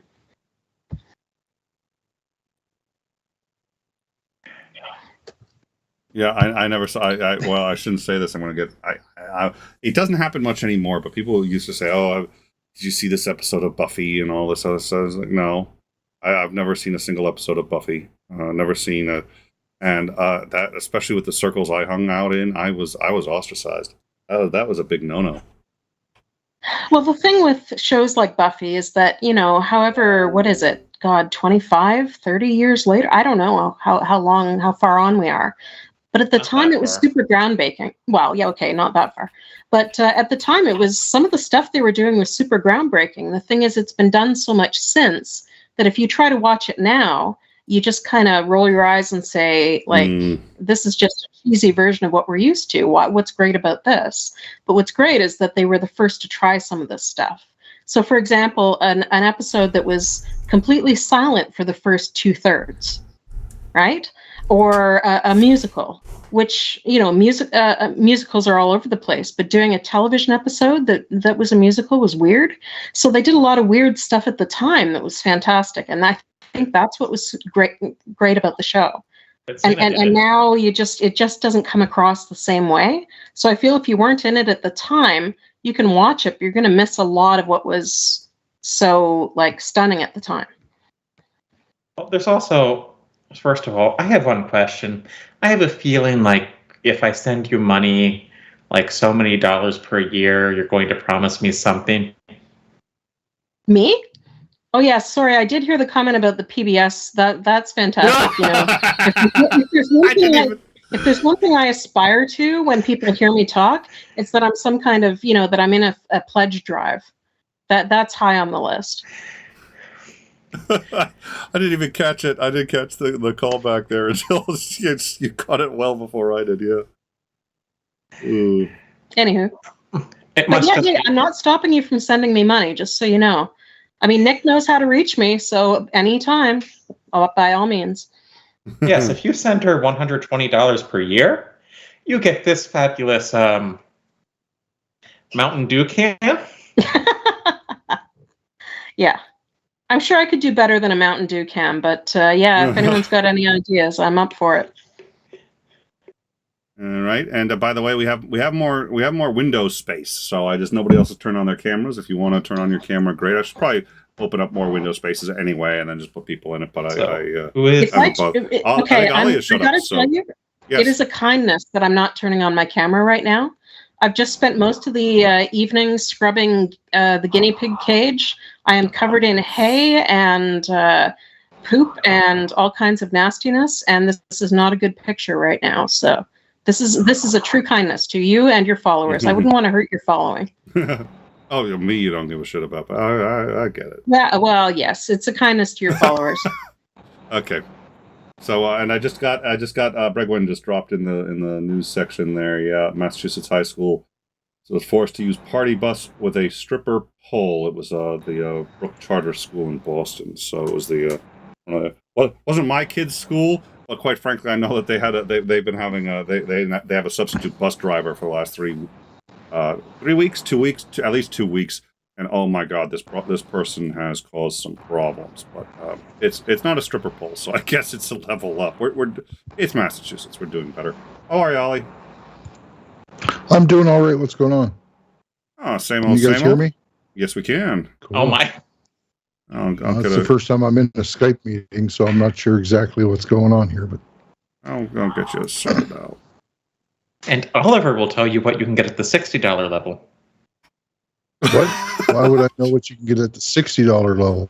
She was giving Marianne a hard time, saying that Marianne's voice sounded like a one of those NPR like fundraiser things. So she's I think she's with the same thing. Not sure why my mind went there. It didn't need to, but Oh, I love it. Is my Very, video very coming hard to through? defend. I'm more amused than anything, regardless of what you say. So by all means, go full on. Yes, your video's coming Five through. Canadians. I'm gonna switch to a different. Let me put up a different screen that's got it, and we'll get you on. So I'm gonna have to go through all of these and get them sorted so that we got all the windows up. But yeah, it's coming through. I see you just fine, but we're I'll get you in one of the new windows. But yeah, he and I were playing Diablo 3 and which was. While we're waiting, we'll discuss whether 0.999 repeating equals 1.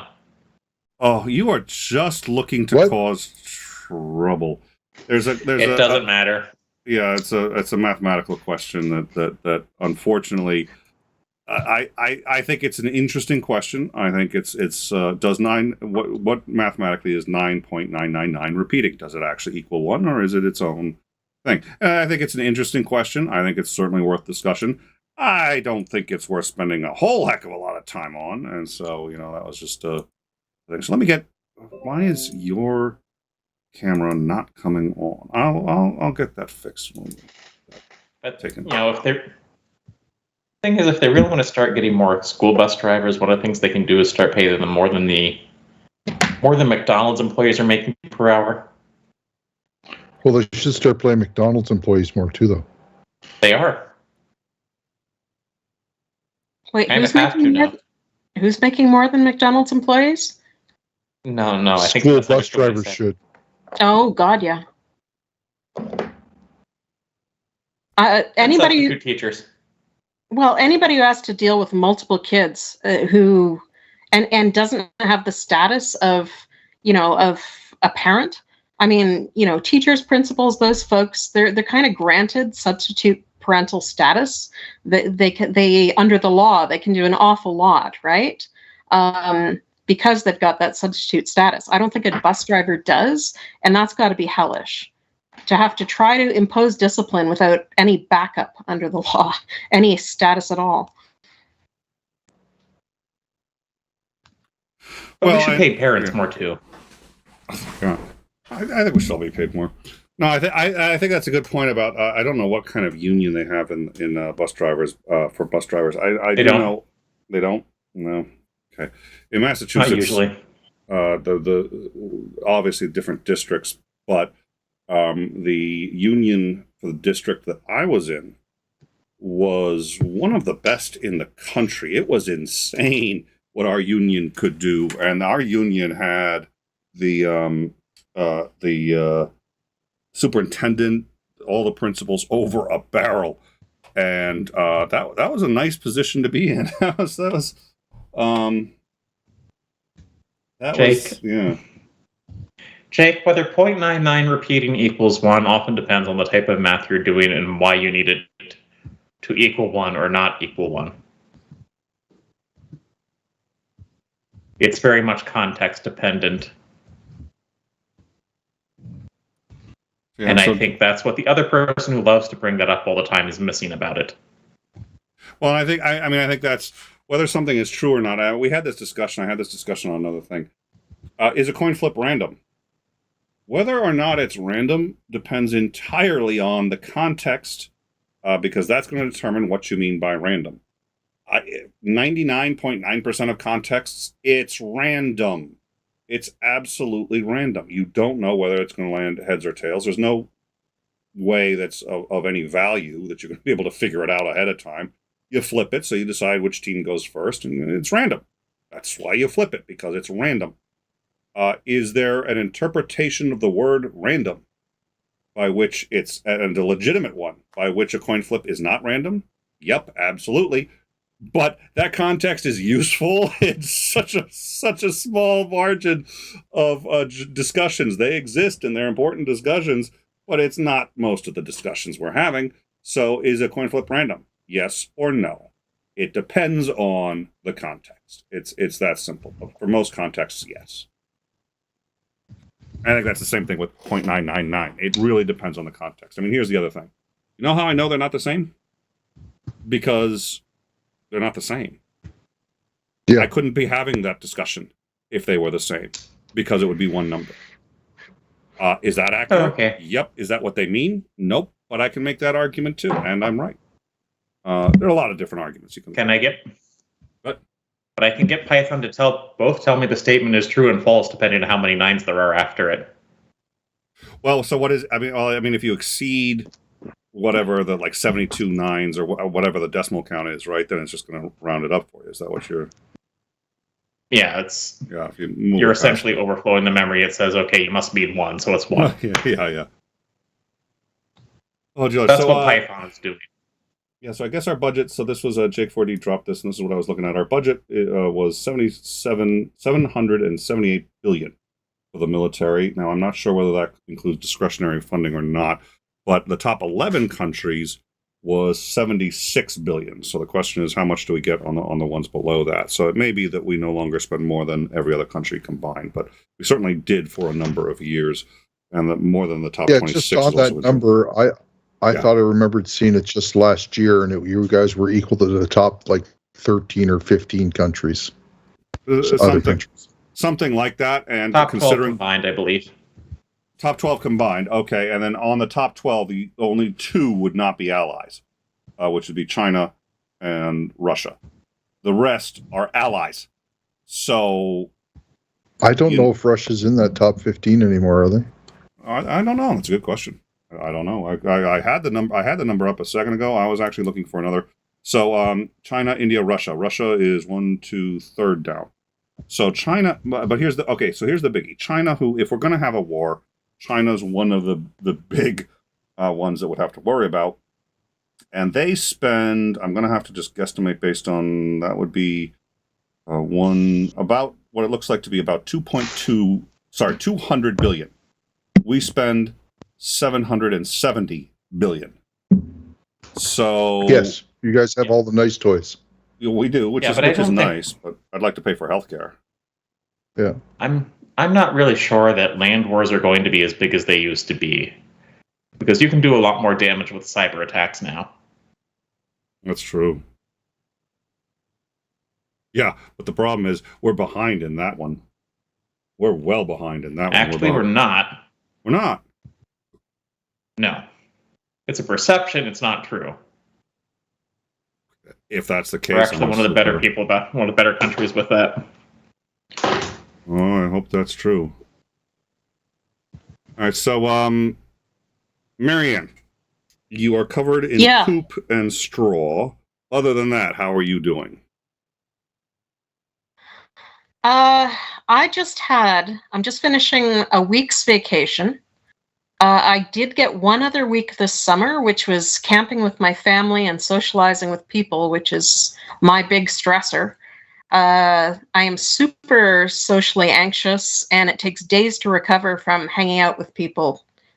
So Yeah, so the first week was kind of not a vacation, but this has been the one that's kind of made my summer just bearable, looking forward to, and I have chilled out and life is good. I'm very, very happy. Thank you for asking. Well, good. Glad to hear. I was telling people earlier, you're one of our more requested guests because of, I think, the Mr. Rogers one. We got a lot of compliments on, but I think it's the Christian theism. And I don't know if it's because people are like, I want to argue with her, or wow, she's got some really weird ideas that I didn't understand. And then I smoked some weed and I was like, well, she knows what she's talking about, man. Yeah. People find it really cathartic to beat on me, so I get it totally. Yeah, they do. Of course, that works. Because I think if they I don't mean this group, by the way. I just mean like Twitter and just random folks I run into and talk to. Just they just love to, or can't help it. I don't know. Get enraged, and I assume it's cathartic in some way because they come back for more. It's also because if they subscribe to the In Time package for just $3 a month, they get this lovely In Time mug. Just for that, I need to ask her to do. I should ask her to do you could do one of our intros because I've been gathering these intros. I still got the one from Titan I got to finish cutting, but we've got a whole bunch that I got to do. Oh, come on, you've got Sean Spicer. Who can compete with that? I do have. Well, no, it was my favorite, of course, is the Penn Jillette, and then the movie guy. What is the movie guy say? Who the hell is the movie guy? Oh, yeah. It does the. Who is the movie guy? Okay, fine. Hold on, let me see if I can get this up here.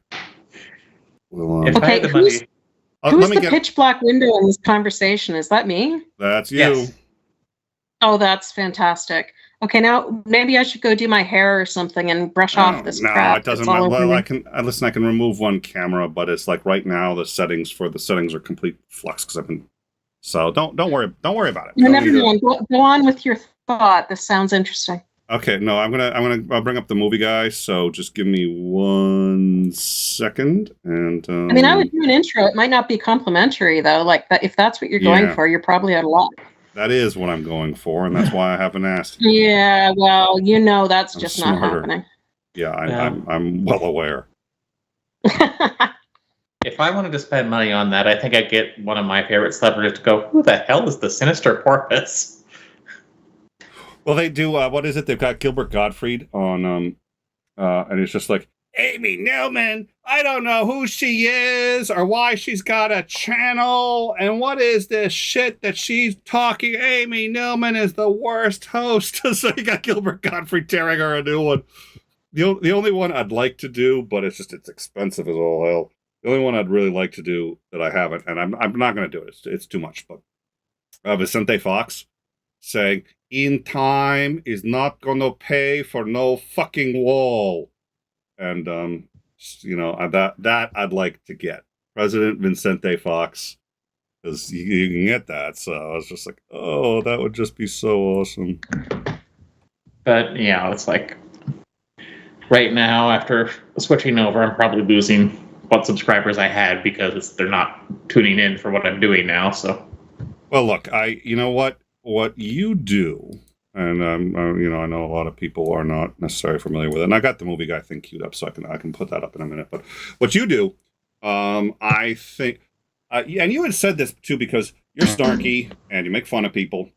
And I was trying to figure out why, since I really do not like trolls. Why do I like you and not most other trolls? And there's a couple of answers to that, but one of them was something that you hit on, which is you actually have some joy in it, and it's not joy for like hurting people. It's not joy for, and your comments are snarky and they're witty, but they're not cruel. And so she's got a channel that really does commentary on certain social people on social media who cause trouble, and that's what she does, and she obviously gets a lot of flack for it because she's commenting on people who like to cause trouble on the internet. So I get it, but I've seen a lot of attack channels, and I've never considered it an attack channel because it's just snark and the harmonica of disappointment and sitting there and blowing on it whenever somebody does something really, really like just like you should be better than this. That's a lot of what you say too. You're like, really, you know. Yeah, That's not true. hashtag do better. Yeah. Well, some people, yeah, but I haven't done that lately. And it's like, Well, and you can't, right? Because you got a job where you could get in trouble if you're so, you know, and I think that's good. I think you've made a good choice, and I think it's also stressful because you know it makes you a target, and so but anyways, it was just something I always appreciated, even when I was maybe on the other side of a number of your issues. It was still something on occasion. It's like, oh, okay, that was well put. All right, so this is the movie guy. So let's get this up and. In a world where a host can't even operate his own microphone, a suit costs $400, and nobody knows what time it is, despite the clock that's literally built into the show. One man has the courage to stand up and say, it's in time, not on time.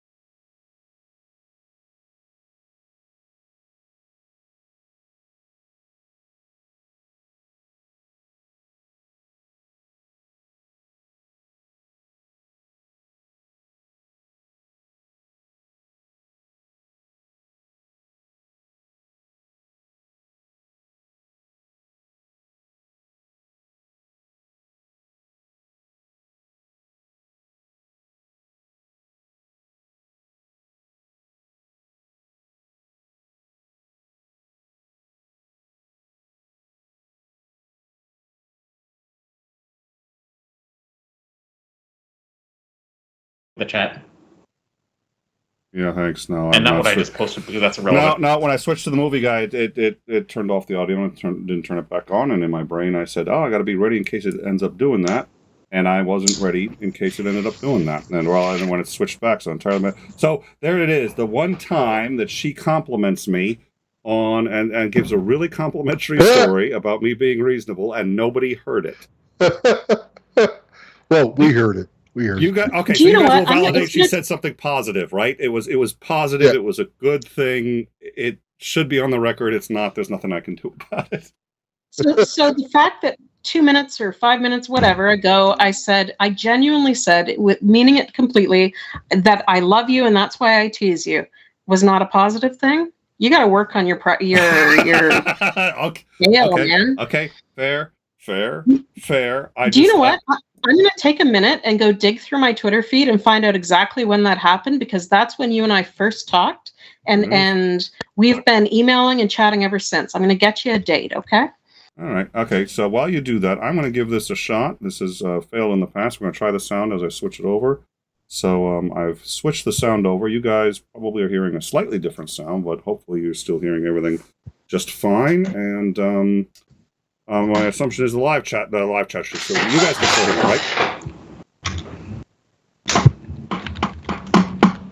right? Ollie, Sinister, you guys can still hear me? I can hear you. I can hear you. Okay, perfect. So I switched you into the real. Oh, that's why I switched over. Now I remember. I switched over because there's a lag. So I switched you guys into the main feed in time, so you'll be able to hear it. And so when she comes back, we'll do the thing. I'll remember to turn the sound back on. It shouldn't. It's just I'm part still of it. listening. Oh, okay. Okay. So now you guys should be able to hear it. And I will up the internal audio so when music plays or whenever we have something that's for the audience but not for everybody else, it plays at a softer level so that because we don't necessarily have to hear the intro at the full level or yada yada yada. So what I'm going to do is I'm going to up it so that we can actually hear it at the full level. That would be that bridge right there. I think that's it. That should be it. Yep, that's the audio bridge. So let me up that so you guys can hear the full internal sound. And we'll play the movie guy. So let's give this a shot. In a world where a host can't even operate his own microphone, a suit costs $400, and nobody knows what time it is, despite the clock that's literally built into the show. One man has the courage to stand up and say, it's in time, not on time. That's great. And there we go. Yeah. So that's the movie guy. And I remember to turn the audio back. You ought to get the voice actor for Optimus Prime to do an intro too. I should totally do that. That would. Because he did the intro for Voltron, the original intro. Well, you know what? I like having those because I think they're cute to drop every now and then. But it's sort of like it's an investment to get them, and there's probably better things to be. So I got a couple. I want to get more. Oz did one, and Oz has a great voice. We've got a couple of other people who did them, and I haven't had time to cut them all and put them in. But we've got a whole list of them. So I'll get to them. I have a few higher priorities when it comes to producing the show right now. But one of them, as Titan, I'm sure will say, is getting an actual producer would be one of them.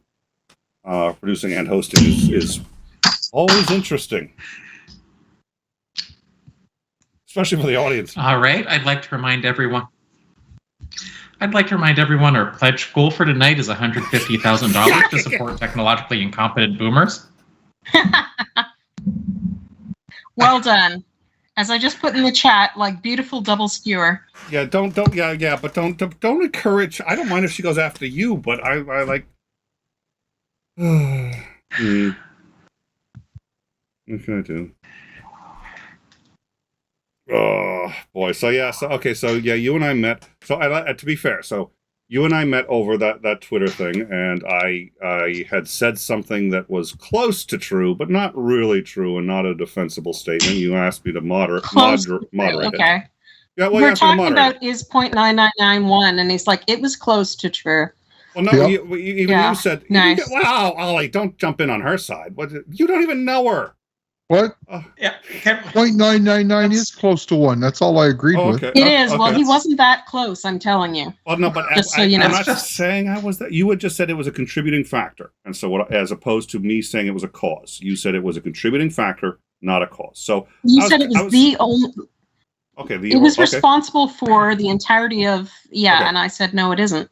And you stopped and thought, and I was like, people who stop and think are rare in these areas. So bravo. And then I said no, you're anyway, right. Enough recapping. Thank you all for bearing with. And so, no, the only thing I wanted to say was... I don't know how I'm going to find this on Twitter, but trying. Okay, oh my God, well, I just look for any tweet that includes both you and I, and then go down in the history down at the bottom, and it should be the first one. Well, I'm trying, but my God, there's a lot. There really are a lot. You were very supportive of the Codex and a bunch of other work that I was doing, and then what ended up happening was you draw hate like nobody I've ever seen, actually. There's nobody, and I know Sinister already thought of somebody who draws more. Nope. Marianne draws more hate than just about anyone I've ever seen. And it's funny. I honestly think student Dr. Ben's drawing an awful lot right now. Well, and I was going to say, I mean, with Dr. Ben too, it may be in some levels for the same reason, which is good people and people who try to be good actually draw hate for any number of reasons. I won't get into all my theories on that shit, but good people tend to draw more hate than assholes. And it's just the way it is. And Marianne, you haven't blocked any, you're still to the point where you haven't blocked a single person on Twitter ever. Is that correct? That's correct. Okay, so she's insane as well, which obviously draws because that was never inclusive. I've never denied that. I've never blocked anybody on Twitter. You've never blocked? Are you on Twitter? Yeah, he's on I've Twitter. blocked hundreds of people on Twitter right now. Well, because saying you've never blocked anybody on Twitter if you're not actually on Twitter is like, I don't know. I mean, bravo, but if you're not that was my point. I just started using Twitter about 6 months ago, and I don't have that many people on there now. But honestly, what's the need, right?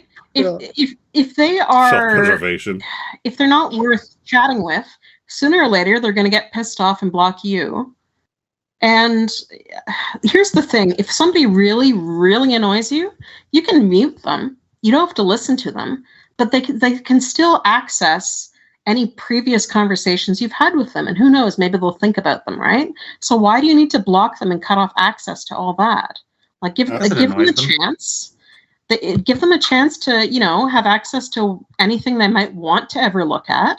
And still you don't have to listen to them. Well, I don't see why you have to go to the block route and just cut off their access to everything. It's petty and it's silly. Is my take. I mean, I know I'm taking all the fun out of it all. Sorry, everybody. I'm a real joy killer, but I don't get the point. I really don't. But and there's when people put in their bios, I've been blocked by Ken Ham or whoever. Okay, yeah, I'm like, well, that's not difficult. So bravo. Like, seriously, is that an achievement? You got to find better achievements, my friend. But let me point out, don't use you can mute them, because the mute is a reasonably new feature. I mean, like I said, okay, so if you and I have known each other and been on Twitter for about 10 years, the mute is what, a year, maybe 2. You didn't block anybody long before that feature either. So you just don't block people, which I tried to follow for a while. It's not necessary. It's not good for my mental health. No, yeah. Guys, I have had people come after me. I've had people come after me for months and be really vicious. And I find that just waiting them out is far more effective than blocking them would be. In fact, I have to admit there's a little schadenfreude in that, because I just love that they get so angry that no matter what they do, I'm not going to block them. They're like, I'm just going to harass her until she loses it and does the ultimate. And the fact that I don't do the ultimate pisses them off. And I have to admit there's some schadenfreude in that. So you've weaponized, weaponized not blocking somebody. That's the first. Sorry, there was something brought up in chat that I think needs to be addressed. Pi does have an exact value. It's pi. Yeah, it does. It has an exact value. Yes, it's got an exact value. You just cannot. Pi's exact value is pi. You can't have a decimal representation of it. Oh, okay. So speaking of pi, guys, does anyone here know songs to wear pants to? All of them. Silence. Okay, so his name is Andrew Huang. He's a musician in Toronto. For a long time, he went under the name Songs to Wear Pants To. That was his website. It's now archived. I first came across him in, I think, Harper's Magazine. So even though he's Canadian, he made the American media because he would write songs based on people's comments, and they're fantastic. One of them, you can pay him to write a song, and my husband did and got one of his best songs out of it. Like, people really love this song. But aside from paid tasks, he would just write because somebody said something he thought would make a great song.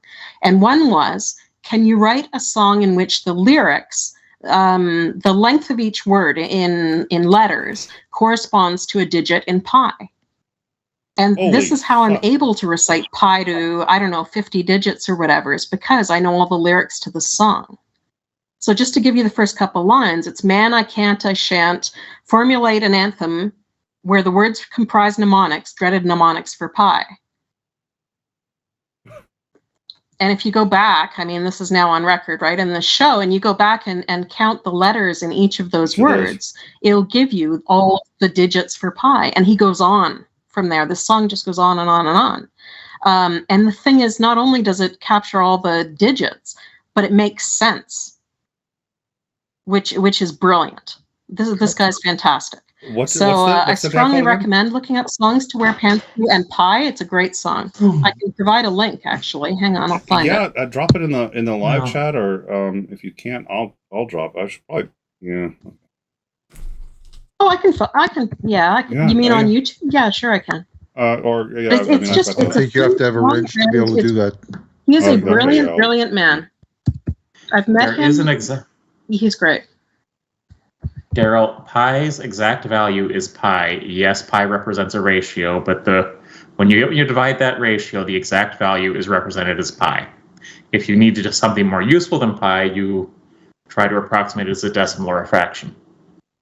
Well, and the pi is very difficult to work with, so there are fractions that are reasonably close to it that people often use, just as it's 7/20 seconds or something, or 22 sevenths. Yeah, or something 22 like that. sevenths.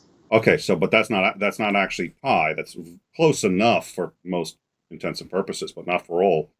And so there are ways to. It's still not. Yeah, there's only one pi. You would not get a circle. No, you're correct. Unless you live in Indiana, where the value of pi was legislated. You're shitting. Legislated. What? It was an attempt that failed, but at one point the Indiana legislature tried to set the value of pi. It wasn't equal to 3. I think it was equal to whatever 22 sevenths would come out to, because some dentists decided that irrational numbers were not reasonable, and pi should never be an irrational number. Well, that's the definition of irrational, right? I can't believe... Did you say Indiana? Yes, I did. Okay. All right, then. I would have It's thought... Thank you, guys. I'll have it shortly. It's usually attributed to a different state, but it was Indiana's House that passed a bill that legislated the value of pi. The Senate quickly buried it. Which is the state that legislated that global warming does not exist, and you cannot have a bill that mentions global warming or is to combat the effects of global warming? You got some crazy Americans down there, guys. Yeah, I don't need to be reminded of that. Sane Americans are in short supply right now. Yes, they are. And the state did it because they actually, I guess they have a lake, and somebody was trying to preserve the lake or do something like that, and they had this bill, and then they said, no, the science is not in yet, so until the science is in on global warming, nobody can assume global warming exists for the purpose of any legislation, and so they made it illegal to put global warming into any bill. I'm sitting there going, you realize making global warming illegal is not an effective method for stopping global warming.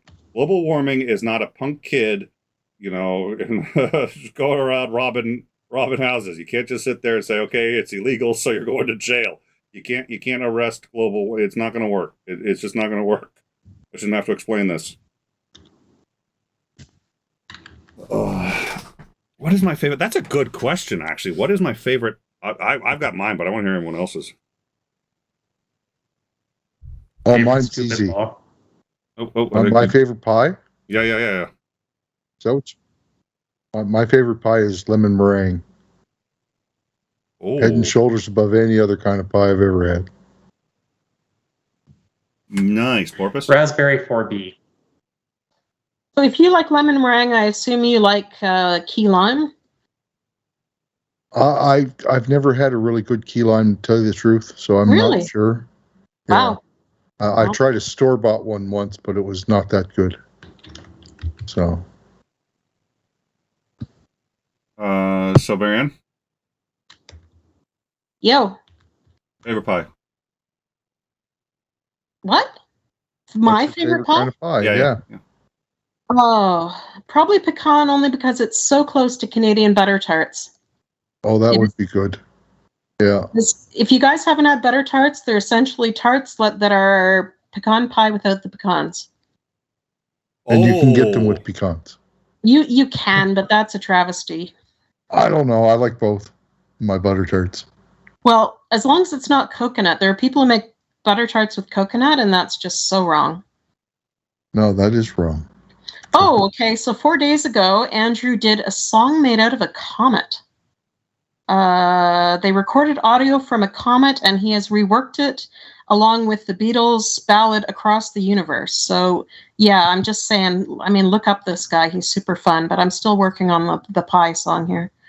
All right, perfect. Well, so for me, there's a couple, I guess. Pecan is definitely up there, and I used to hate it, and then I got one that was really, really good, and after that, I started to like them in general. But having a really good one is hard to do. I think there are too many pecans in most pecan pies. I think they just layer way too many, and I think the pecans should really add to the flavor, but they shouldn't overtake the flavor of the pie. I think they should be caramelized if you can do it, but caramelizing them is actually not easy. But it's worth it. Or grasshopper pie, and that's only because I make my own, and the one that I make is probably one of my favorite pies. You take 30 Oreos, a couple cups of sugar, a lot of butter, mix it together, make a crust. So it's an Oreo cookie crust, but it's like a homemade Oreo cookie crust. Don't go to the store and buy one. Homemade Oreo cookie crust. Creme de menthe, whipping cream. And 2 vials of insulin. Well, if you want to head off the emergency room, I think I like to gamble and just see if I'll have to call the ambulance or not. You're not supposed to eat the whole pie in one sitting. I mean, I've done it on occasion, but in general, you're supposed to wait. So take the whipping cream. I think it's 2 or 3 cups. Been a while since I made it. Whip it into so that you've got a thick whipped cream. Don't get whipped cream on your own to make it from scratch. Then fold in creme de menthe, creme de cacao, and then put that in. Take a chocolate garnish. Just sprinkle a chocolate garnish on it a bit. Boom. Grasshopper pie. It is. But the reason I like it is because the Oreo cookie crust, in particular, if made right, with the creme de menthe and creme de cacao, is just spectacular. It's not bad when you get it. When you order it at a restaurant or something like that. But the one I make, I just love.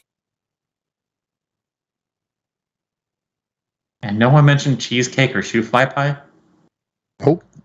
I like cheesecake, but I think it kind of used to be a favorite of mine, especially specifically cherry cheesecake. Question, wait a second. Please. Before we go any further, realize you guys are saying cheesecake. It's not pie. It's a pie. Not in the same category. It's cake. I'm going to have to rule with Ollie on that one. That's why it's cake. It's not in the same category. I almost said creme brulee because I love creme brulee, but it's not a pie. It's a dessert, but it's not a pie. I was also going to say a blackberry cake, which is a very thick cake, sort of cake bottom. It's not like one of the thin light cakes. It's a really thick cake bottom with blackberry preserves and what's it? Oh my god! You spread it on like bagels or cream cheese. There you go. Cream cheese, the preserves, and like a vanilla crumble on top. That's really good too. So that's another one that I haven't cooked much in a long time, but that's one of my specialties I usually do. But he didn't. Okay, so fine, because all he wants to, just be because he wants to be a prescriptivist about cake and Wait.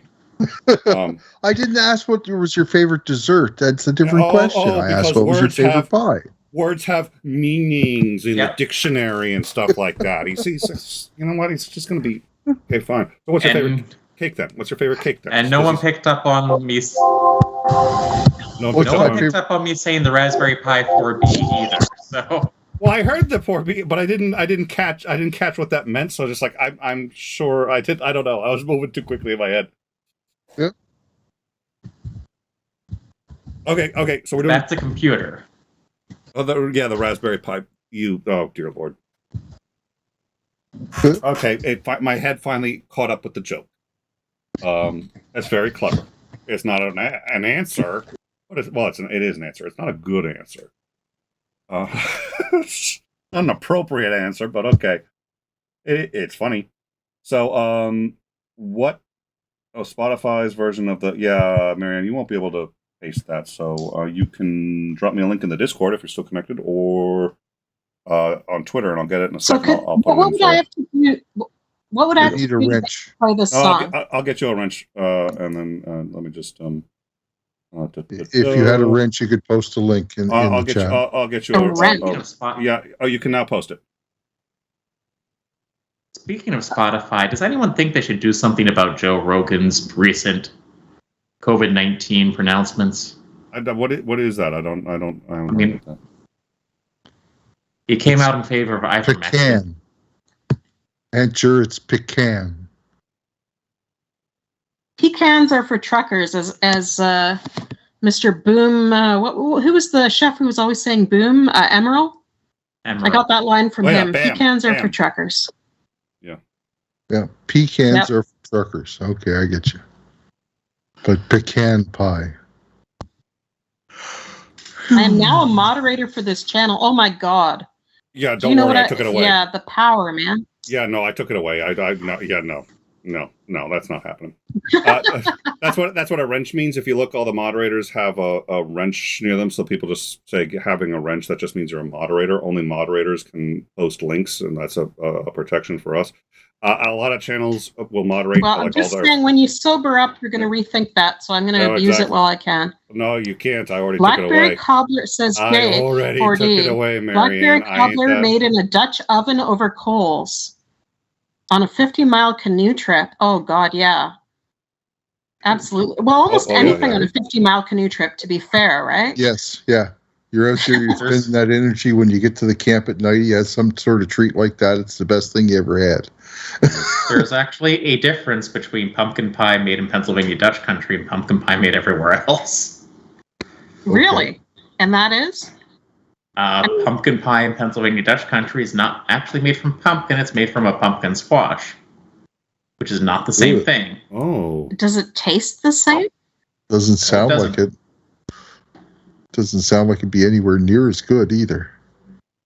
But maybe you're used to.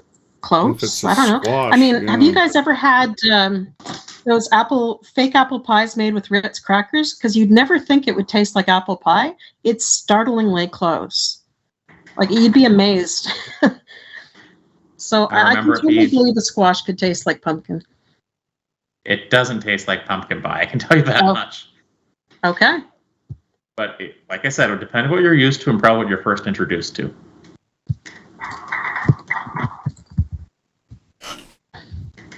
And if you grew up in Pennsylvania, Dutch country, guess which one you're going to be introduced to first, most likely.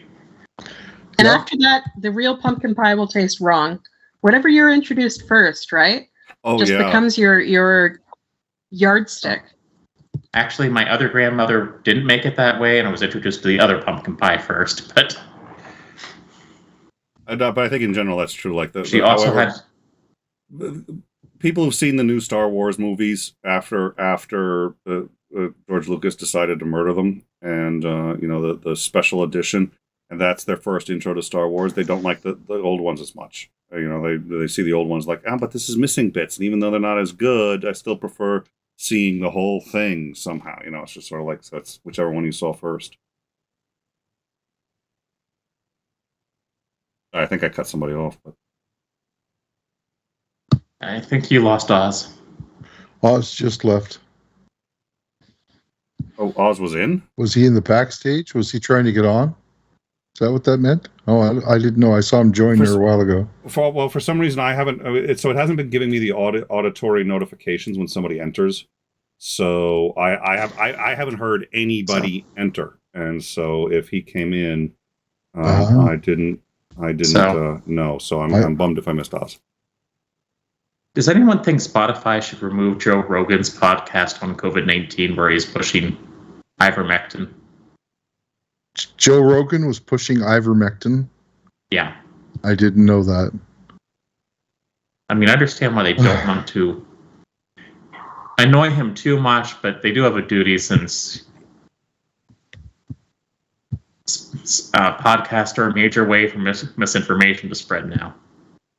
Yep. And Joe Rogan has 5 million followers. What's Joe Rogan been doing? I haven't heard about this. I like him on UFC.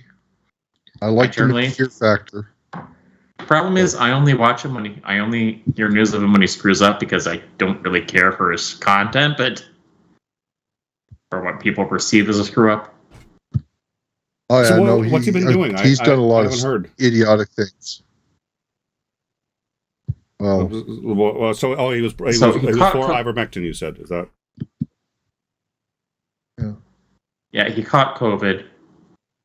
I'll be back in a minute, guys. Okay.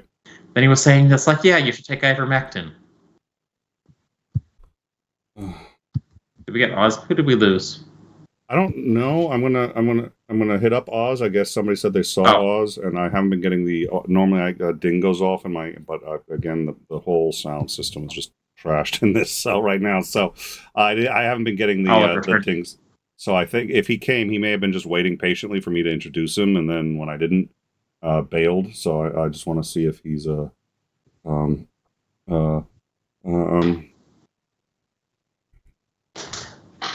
I can't. Oliver turned his camera off. Okay, yeah. For whatever reason, it's not. I can't get a list of everybody in the room. This is another reason I want to switch to Teams, is because Skype screws everything up. But and Teams, you just have a web browser and come in. Also, I think Marianne should have a guinea pig cam. I think that's a good. Do you know I bought a cam specifically to show the guinea pigs, and for whatever reason, my son didn't want to set it up. My son, my younger son, is autistic. He also has a receptive language disability, which means that he processes the things he hears oddly. So he can read beautifully, like fluently, and can't really process a sentence of what he's just read. And so it's very, very difficult to get him to explain his reasoning behind anything. Like I'll ask him, why didn't you set up the camera for the guinea pigs? And he'll start telling me about I don't know, the difference between interlaced and some other video resolution. And I'm just like, yeah, okay. So I have no idea why he didn't set it up, but we did try. Interlaced and non-interlaced isn't a video resolution. Well, I don't know whatever the hell. He just, whatever I ask him, I get an answer. And sometimes I can tell that he's like drawing an analogy, which is really cool. And most of the time the connection is completely beyond me. So I have no idea why we don't have a live guinea pig cam, but we have tried. I might set it up anyway. Oh, they are connected to video. But interlaced and non-interlaced, I forget what they do, but... Miles, so anyone who doesn't know, Miles is my nickname for Nick.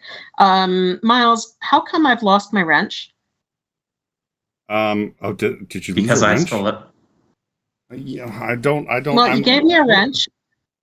I just posted I just posted the link to the extended version of the song. Mm-hmm. So on YouTube, it's 100 digits instead of 50 digits of pi. Mm-hmm. Mm-hmm. And the link isn't a link because I no longer have a wrench.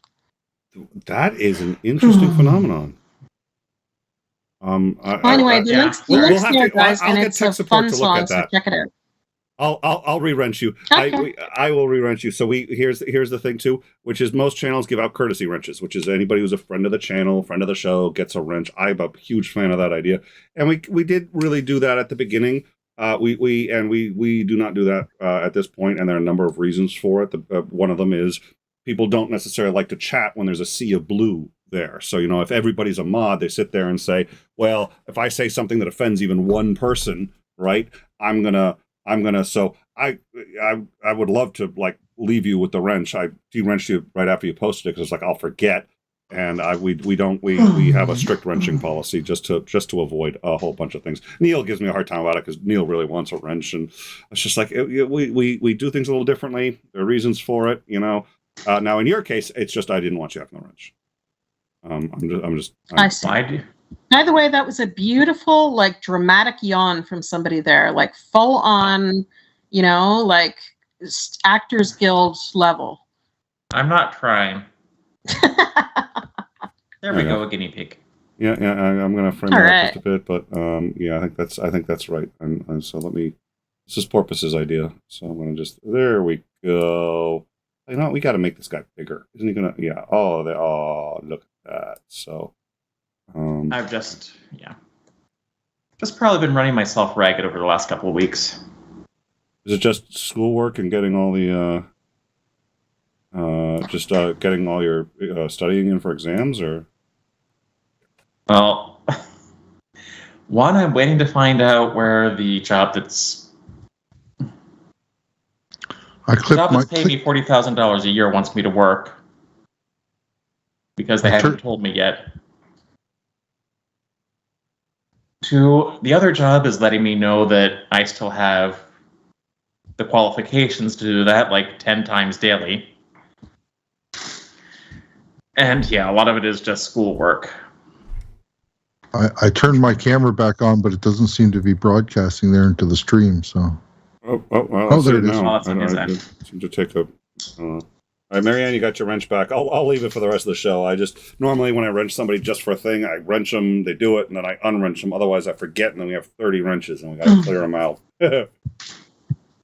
Oh dear Lord! But you know what? I think it's been a great show, and I've been having a lot of fun. But I think we're going to shoot for wrapping up in about 15 or 20 minutes, just to give everybody. So I just wanted to, Ollie, thank you so much for coming. Sinister, Guinea Pig, thank you for coming. We appreciate your your cuteness, brightening up our days. It's been fun. Whereabouts in Canada are you? Who, me? Yeah. Toronto. Okay. Toronto. I grew up in Toronto until I was 7. I'm just outside of Charlottetown, PEI right now, though. Oh, I'll tell you exactly where I am. Well, not exactly, but the closest streets. I am within a 2-minute walk of the bottom of the Allen Expressway. Oh yeah, okay. Okay, No, so Allen and Eglinton. I'm if I had a better arm, I could throw a rock there. Cool. Do you ever get over to the island to play disc golf? Oh, here we go. I'm trying to imagine playing disc golf, and so many of my skills are just not up to par. I had a relative who played ultimate, whatever they call it. If I said frisbee, he'd probably shoot me, but yeah, no. I played frisbee, yeah. No, that's yeah, ultimate. I have the utmost respect for people who can play that and disc golf. I am not one. Okay. It must be hard to play those as a guinea pig. Yeah, yeah. We're basically potatoes. I mean, furry potatoes. So yeah. I actually grew up in Etobicoke. I was at 7th and Lakeshore. Oh yeah. So. Okay, I grew up at 7th and 48th. So there's the Markham Public Library's there now. Yep. And if you go east from there's the library, and then there's a cemetery, and then there's my house. Cool. And everybody's like, what the hell? Let's move on. Okay. But you know what was cool about that? As a kid, whenever I wanted to go to the library, I'd hop the fence and walk across the cemetery. And as I went, I looked at the tombstones. And there's a whole section of that cemetery dedicated, well, not dedicated, it's just the oldest part of the cemetery. But back then, an awful lot of the people buried were kids under the age of 2 and women between the ages, because they had just given birth, between the ages of about, I don't know, 17 and 25. And I got like perspective on life and on the fragility of life, right? Just from walking through that cemetery. And just before I'd get to the library would be this older section. So, it's just one of those, it's amazing how things like that really color the rest of your life. We'll probably have that back soon if we're not careful. Probably have a what? We're probably headed Probably back. have those back soon if we're not careful. Yeah. Well, that isn't, you know what? We got to figure out a happier note to close down on then. So, yeah, a lot of women and babies died. Yeah. Thank you for coming on and being such a downer on the stream. I was sitting there going like, oh, she's going to have so much energy. She's going to talk about all these wonderful things. Well, I'm covered in poop and straw and lots of babies. And dead babies. Yeah, no, Yeah. not so much. Thank you. Oh. Wait, I've got an idea. Uh-oh. Because nothing ever went wrong with Sinister when Sinister utters the words. I've got an idea. Everyone goes silent. We're like, speak.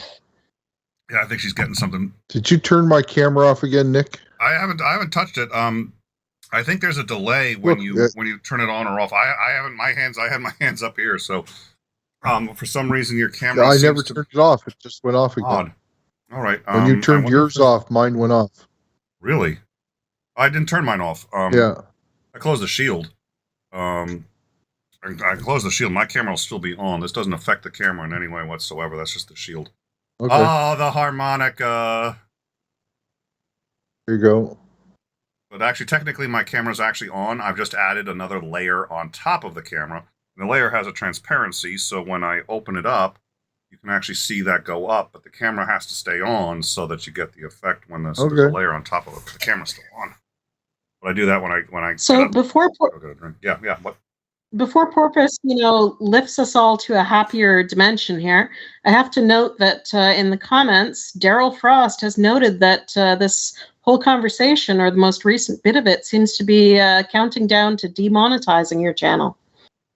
Oh, listen, we get demonetized. Every other show at a minimum is demonetized. Our last one on conspiracy theories is not fully demonetized, but it's limited. Most of them are, and the reality is, look, we're first of all, we're an education channel, and I think to you have to have honest and genuine conversations about so we'll talk about, and there are other channels who try to find also euphemisms for terrible words that will get you demonetized. I don't like to do that because you're going to confuse people who are there for the first time. That's not what we do. So we take the hit, and we at least half our shows are demonetized, and when we start talking about history, guess what? Sometimes we're going to talk about some ugly stuff. So, yep. It's we call that Tuesday here. Isandring has also just noted that he woke up. So yeah, he did. He did. We're going to have to start being nice to him again, which is unfortunate. I was enjoying that. But. Yeah, we're going to have to cut off all the nastiness about him earlier. Yeah. Yeah. It's just so you know, I didn't turn my camera off again, and it went out again a couple of minutes ago. I saw that, and then now it's back. Now it's back on. Oh, I know why. Son of a bitch, I know why. Is it waiting for me to be talking before it turns on or something, and it turns off when I'm not talking? No, okay. It's your camera set to active speaker, and when she's speaking, since she doesn't have an image, that's why it goes to the Skype panel, and when you speak, it comes up. So I can disable that, and it'll stay on you. That's the issue. Okay. That's a quick thing, but that makes sense. At least I thought that was the issue. No, this is set to you 24/7, but I'll reset it. We'll see what it does. But yeah, that was it. Porpoise. Yeah, Porpoise, it's all you. I'm just going to cut Miles off here. So, Porpoise, you said you had something for us. I said I had an idea. I didn't know it was a good one.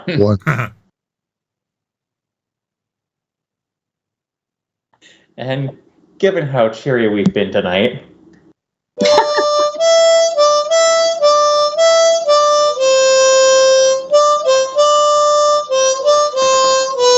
wow.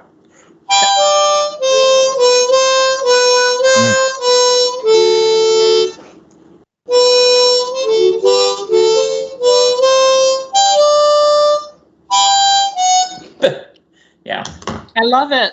I loved it, and Thank you. Way off on Yeah. that one. Now the title of that song is depressing, but it's a good song. Oh, the whole image of like a whole surgery in the background with soldiers, in various states of amputation is depressing as hell. I love it. Thanks. Yeah, great. And Jake is correct, actually. And I am trying to do is to not say that word demonetization as much, but I really don't like the idea of self-censoring. But yes, if you say that word, so they scrub the audio. That's how they catch most of the stuff. If you say that word, the video gets flagged for an extra review. Because what most people do is if they think there's sensitive content in their video that might get demonetized, they say, oh, God, now we're going to get demonetized. So that's actually a really great way for them to realize that maybe you've done something that's going to do it. So you're saying it 2 or 3 times now is definitely getting this video flagged. Yeah, exactly. You've just repeated it a few times. It's already flagged. Well done. It's already flagged. Probably flagged when Marianne came in, but yes, Sinister. But that's not the way that works, I'm pretty sure. Problem is we don't know how any of this works because Google tries to keep this secret. And this is one of the reasons why I'm in favor of regulations that forces companies that rely on weak AI to let people know what algorithms they're using for stuff like this. Because that way people like me can figure out, it's like, okay, does this work? Is it buggy? But what Google more relies upon isn't what the transcripts of the video turn out to be, because not every video has transcripts. It relies more on keywords, words in the title, sometimes even words in the chat, because it's a lot easier for computers to work on text than it is to work on human speech. And it looks for potential warning flags in there rather than it does from the audio.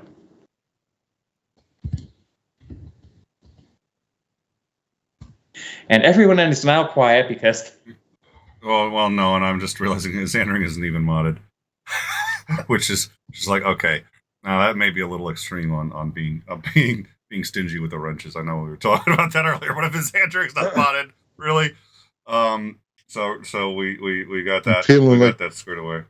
Well, it's like, I feel like I have to actually say my camera's off to have it turned back on. Yeah, look, I actually talk about my camera. That's so weird. It's not me, and it's not the settings. My camera's off and it turns on. The settings are set to be on you, not the active speaker. I switched to the active speaker while Porpoise was talking, and then she came up for a split second. Then I switched back to you and said, okay, I reset it, and it's still doing this. I have no idea. So hilarious, though. I mean, I talked a couple of times to see if I could get it to turn back on, but it didn't. And I said, well, what if I actually talk about it being off? And then it turned on. This show is either haunted or there's something really, and we've always had technical issues, and now I'm thinking I get to blame something other than me, because that clearly isn't. That's just spooky, and I swear leave it to us. That would be an in-time issue. Only in-time would ever have the camera that shuts off unless you're talking, which is why I talk all the time, really. So I kind of have to, because I want to keep my camera on, and so I'm not verbose. I'm pragmatic. All right. I'd like to remind everyone it's now October. Did someone wake up Green Day? What? Wake me up when September ends? I get you. Oh, okay. I did not. I said I did not know that song. Okay. Well, so what? Yeah. No, I haven't up Green Day. I'm sorry. I don't know how to get in touch with them.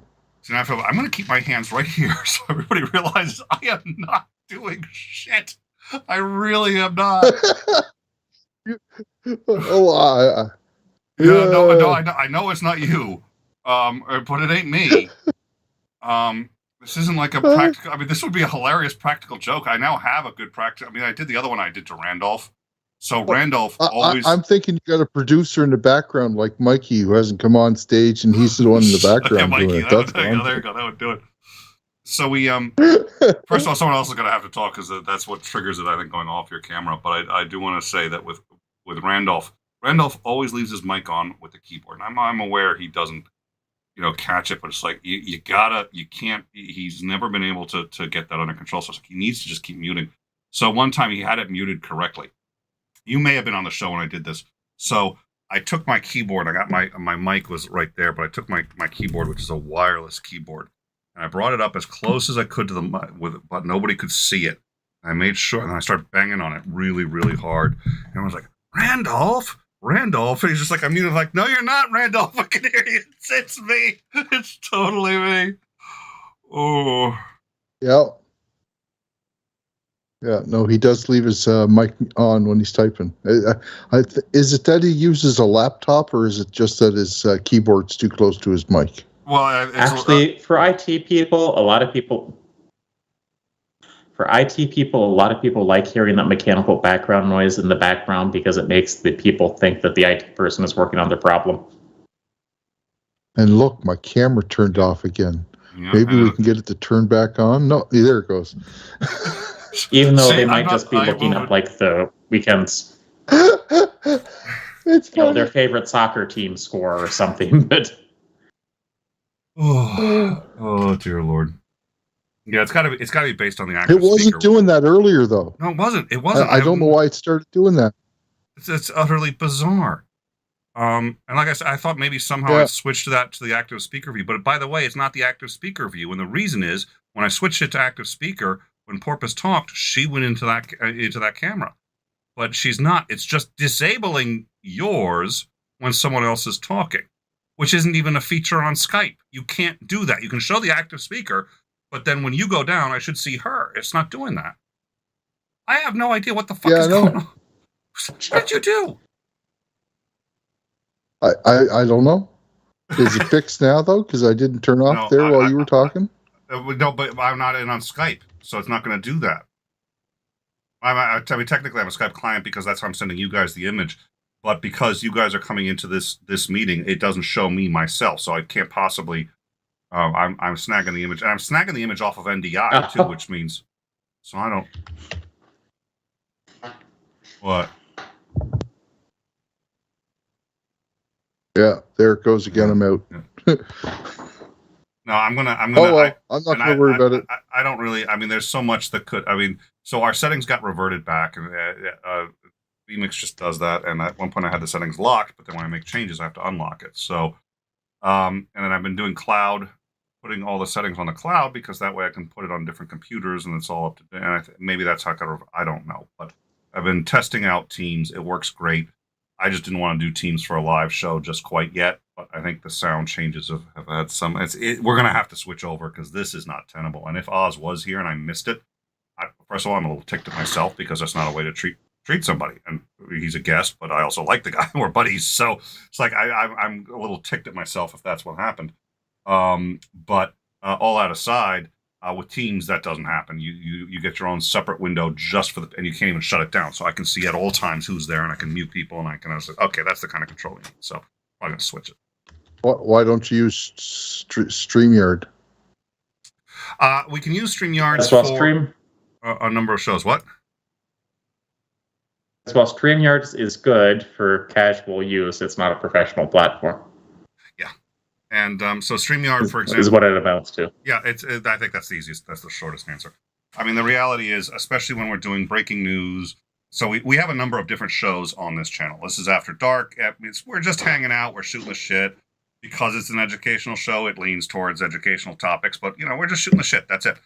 But we have a news show. That show can't be done on StreamYards. It really can't. And the reason is because we have to bring in media, sometimes live, sometimes streaming media off the internet.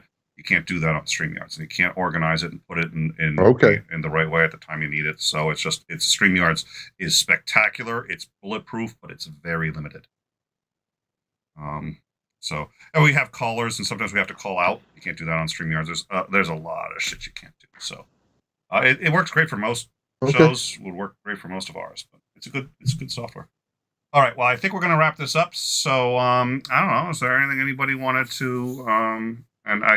And last time I did, I went from top to bottom and just said, hey, does anyone want to shill anything? And that's how @amy does it. And I think that's great. But I'm thinking more like just if anybody has anything that they want to shill or any topics that they felt they want to get in a word edgewise that they hadn't yet. Is there anybody who who had anything that they wanted to definitely shill your stuff. If there's something that, you guys wouldn't be here if I didn't find you interesting. So if you want to tell people where they can find you, I think that's great. Or not. We can be silent for 2 minutes. Get out there, throw a disc. It's fun. And Star Wars is better than Star Trek. Okay. So, no disclaimer, he does not speak for in time when he says commit acts of violence. We are not advocating acts of violence. What? And I don't... What violence? Did you say throw a desk? Disc. Frisbee, disc golf. Get out there and throw a disc. It's get fun. out there and throw a disc. Okay. Then, in that case, let me reframe that. We do not endorse Canada and their weird sports, and I don't know what on earth he's talking about, and I'm glad I don't know what he's talking about. And we here at In Time have nothing to do with Canada, and we like it that way. We want to stay ignorant Americans. That's the easiest thing for us. And I say that only because Trump wasn't reelected; otherwise, I'd have been seeking asylum. All right. Well, thank you. Thank you, Sinister. Anything you wanted to talk about before we bail? Anything that you missed or anything that you want to shill? You're not doing your show right now, so. Well, actually, I am doing something right now, even though it's not the same thing. And so first of all, I would like to thank everyone who called into pledge tonight.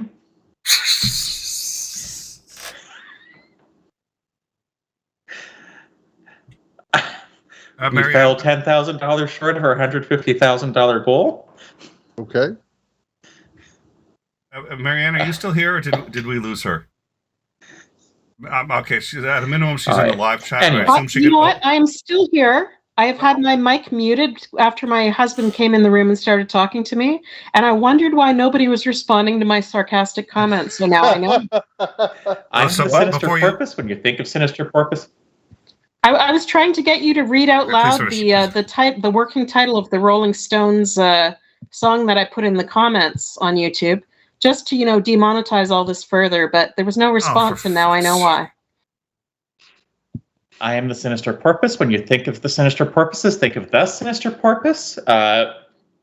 Most recently, I've been doing programming tutorials on Saturday nights, just because that's the time I can make free right now. Right now, it's on Scratch, so come along, code along with me, and... Can you post a link? I can't. You can. Well, I don't have the link, so you please. I'm gonna mod if Sinister, if you could just say so. You've already said something. Let me. Okay, so I'm gonna mod Sinister there. So, but Marianne, so you can see why I'm a fan of Sinister Porpoise. She just went right back into those, oh god, so you could. Yeah. Oh, absolutely, yeah. I'm a fan too. My sense of humor is just... Most of those videos have been privated, though. I think all of them have. Well, I'm excited about this code along opportunity. So whatever you can share to get us there is awesome. And be excellent to each other. And as always, so long, and thanks for all the fish. Oh, well done. All right, Marianne, any final things you want to say, talk about? I can, records you want to correct? I really can't add anything now other than know where your towel is. Oh, we got a super chat, Jake 4D. I thought Jake was going to sit there. So I just showed up. I just got here. What's happening? Just that much closer to keeping Doctor Who on the air. Somebody must have made a Doctor Who reference that just went over my head. I think it's more a reference to that in America, a lot of us wouldn't know about Doctor Who if it weren't for public television. Oh, yeah. Oh, okay. All right. And Jake was one of the ones I mentioned at the very beginning. So, Jake, if you missed the first 5 minutes of the show, Jake, you need to go back and see the first 5 minutes of the show. All right. So, Marianne just wanted to remind everyone to keep and hold their towels deep. which I think is always Know good where your advice. towel is. Yeah. Know where your towel is. Yep. Speaking of, and then Always have a towel handy. after the show, are you going to be free for a bit, Marianne? Because I had mentioned I was going to call you or chat with you, so I don't know if tonight works. If it does, great. If not, I'll probably end up with Yeah, Ollie you can playing totally call Diablo. me. Oh, all right, perfect. So I'll give you a call later, and then Ollie, if you're still up even later, I'll be free for Diablo. I know how to fix my character too, because the character's designed. Oh, Diablo? Seriously?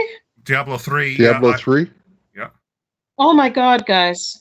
Okay, I am going to bite my tongue because I have played Diablo unto madness, as we say in Canada, to the point where I would play hardcore. So I would play the entire game on normal, and my character would survive right till the end. And for anyone who doesn't know, hardcore means that if you die, you don't get resurrected. Yeah. So all the bosses, everything, without getting killed. And then it would give me the chance to play on a harder version, which would be nightmare level. And about 2 minutes later, I'd be dead. And for days would mourn and cry over the fact that I'd played for months this character and it was dead. You played a character all the way through to the end in hardcore. No, well, many a time, but I'm saying yeah, on hardcore on the normal level, I've never gotten through any level harder than that. But yeah, I wouldn't do hardcore on the normal. I mean, I'm not even. No, I would go down to easy and do hardcore because I just want to know because then you have to hardcore concentrate. is so much more exciting because death is death, right? Wouldn't you run through easy first so you got gear going in the normal mode and hard mode? Yeah. Well, what I did was played the game on hell level. I think that was the hardest at the time. Although I think they've upgraded it since. With a non-hardcore player, like played it as hard as I could, finished the game, and then said, "Let's see what I can do if dying is death. Well, let's see how far I can get without dying."